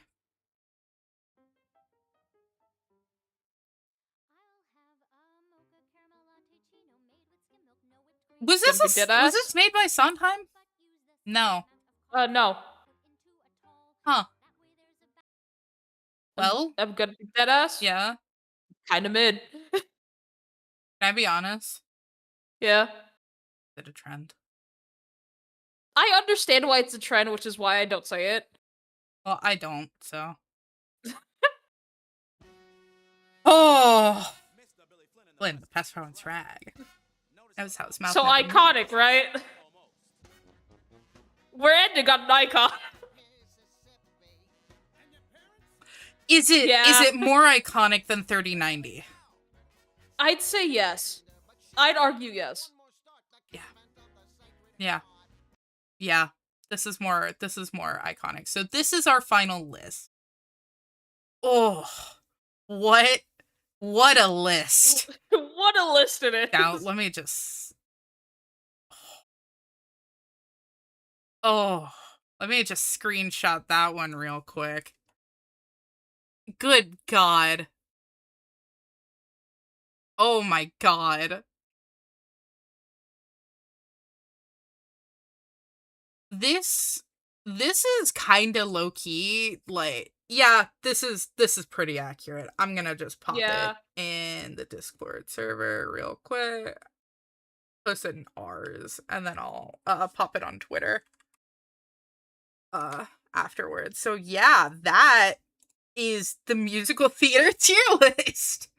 I didn't think we would get through did all it. 60 songs, TBH. I thought we would get tired halfway through, but honestly, I think there were just some songs where we just kind of knew and we didn't really need to say where it went. Yeah. So we could just kind of like put it there. Yeah. Any final thoughts? Any songs that you wish were trends or anything like that? Not really sure, to be honest. I Mhm. do wish that more other musicals had spotlights. I do wish more songs from In the Heights were more popular, but I do understand why the ones that were did get popular as they were. Yeah. Are there any that you wish were trends, to be honest? Any musical songs? Oh. Yeah. Oh God. Hmm. Let me think. Let me look at my list of musicals that I like. I always love seeing more Death Note the musical, TBH. Oh yeah, I always love absolutely. seeing more Death Note the musical. I do wish it was more of a trend, to be honest. Yeah, I'm both glad it's not a trend and I wish it was more of a trend, mainly because, oh my God, Yeah. with Loki. If I if would love we to see The were Wizard to and I as a trend. save, I mean, for Death Note the musical, if we were to say that one song was a trend from it, it'd have to be "Where's the Justice," Yeah, especially with this current age. yeah, I agree. There is one. Where is it? Ugh, can't find it. Yeah, I think yeah, Death Note the musical would probably have to be the one. I honestly I'd love to see more Bonnie and Clyde trends. I'd love to see more like True. going you're going back to jail would be a great trend. Yeah. You're going back to jail would be great. I think it would be really really fun to do. And I think it would be I am silly and I think it would be a I good am time. surprised with the fact that Jeremy Jordan is so popular that Bunny and Clyde hasn't really taken off, to be honest, as It a had its trend. time in the spotlight a while ago. It had its resurgence. Like it had its resurgence, but because it's extremely niche, which is crazy considering we're talking about Death Note the musical as well, but like Yeah. Death Note the musical also doesn't really get its time in the spotlight either. Um but also Like like that one only got its time in the spotlight as a production yeah, because of because the fact London that it started got putting so it popular. yeah, cuz London started putting it in productions. Yeah. Yeah. Think who would be good to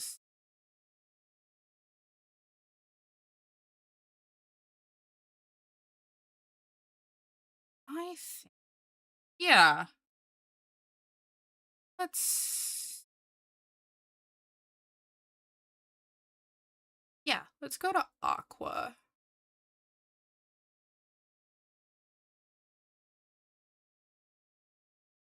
Hell yeah. Let's go to Aqua. Okay. Yeah, thank you guys so much for joining. Tiff, thank you for the raid. Always appreciated. And Yee. let's head out. It was very fun. I am very tired. So I definitely want to go to bed. Valid. So I think we're ready to wrap it. All right. Have a good night, Yeah. everyone. Bye. Bye bye. Ugh. Oh my god.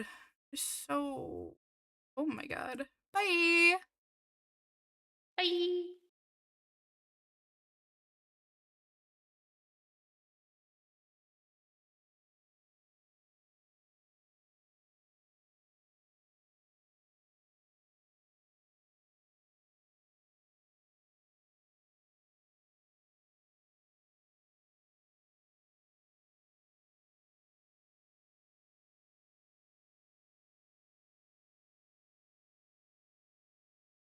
There we go. Yippee! Yippee!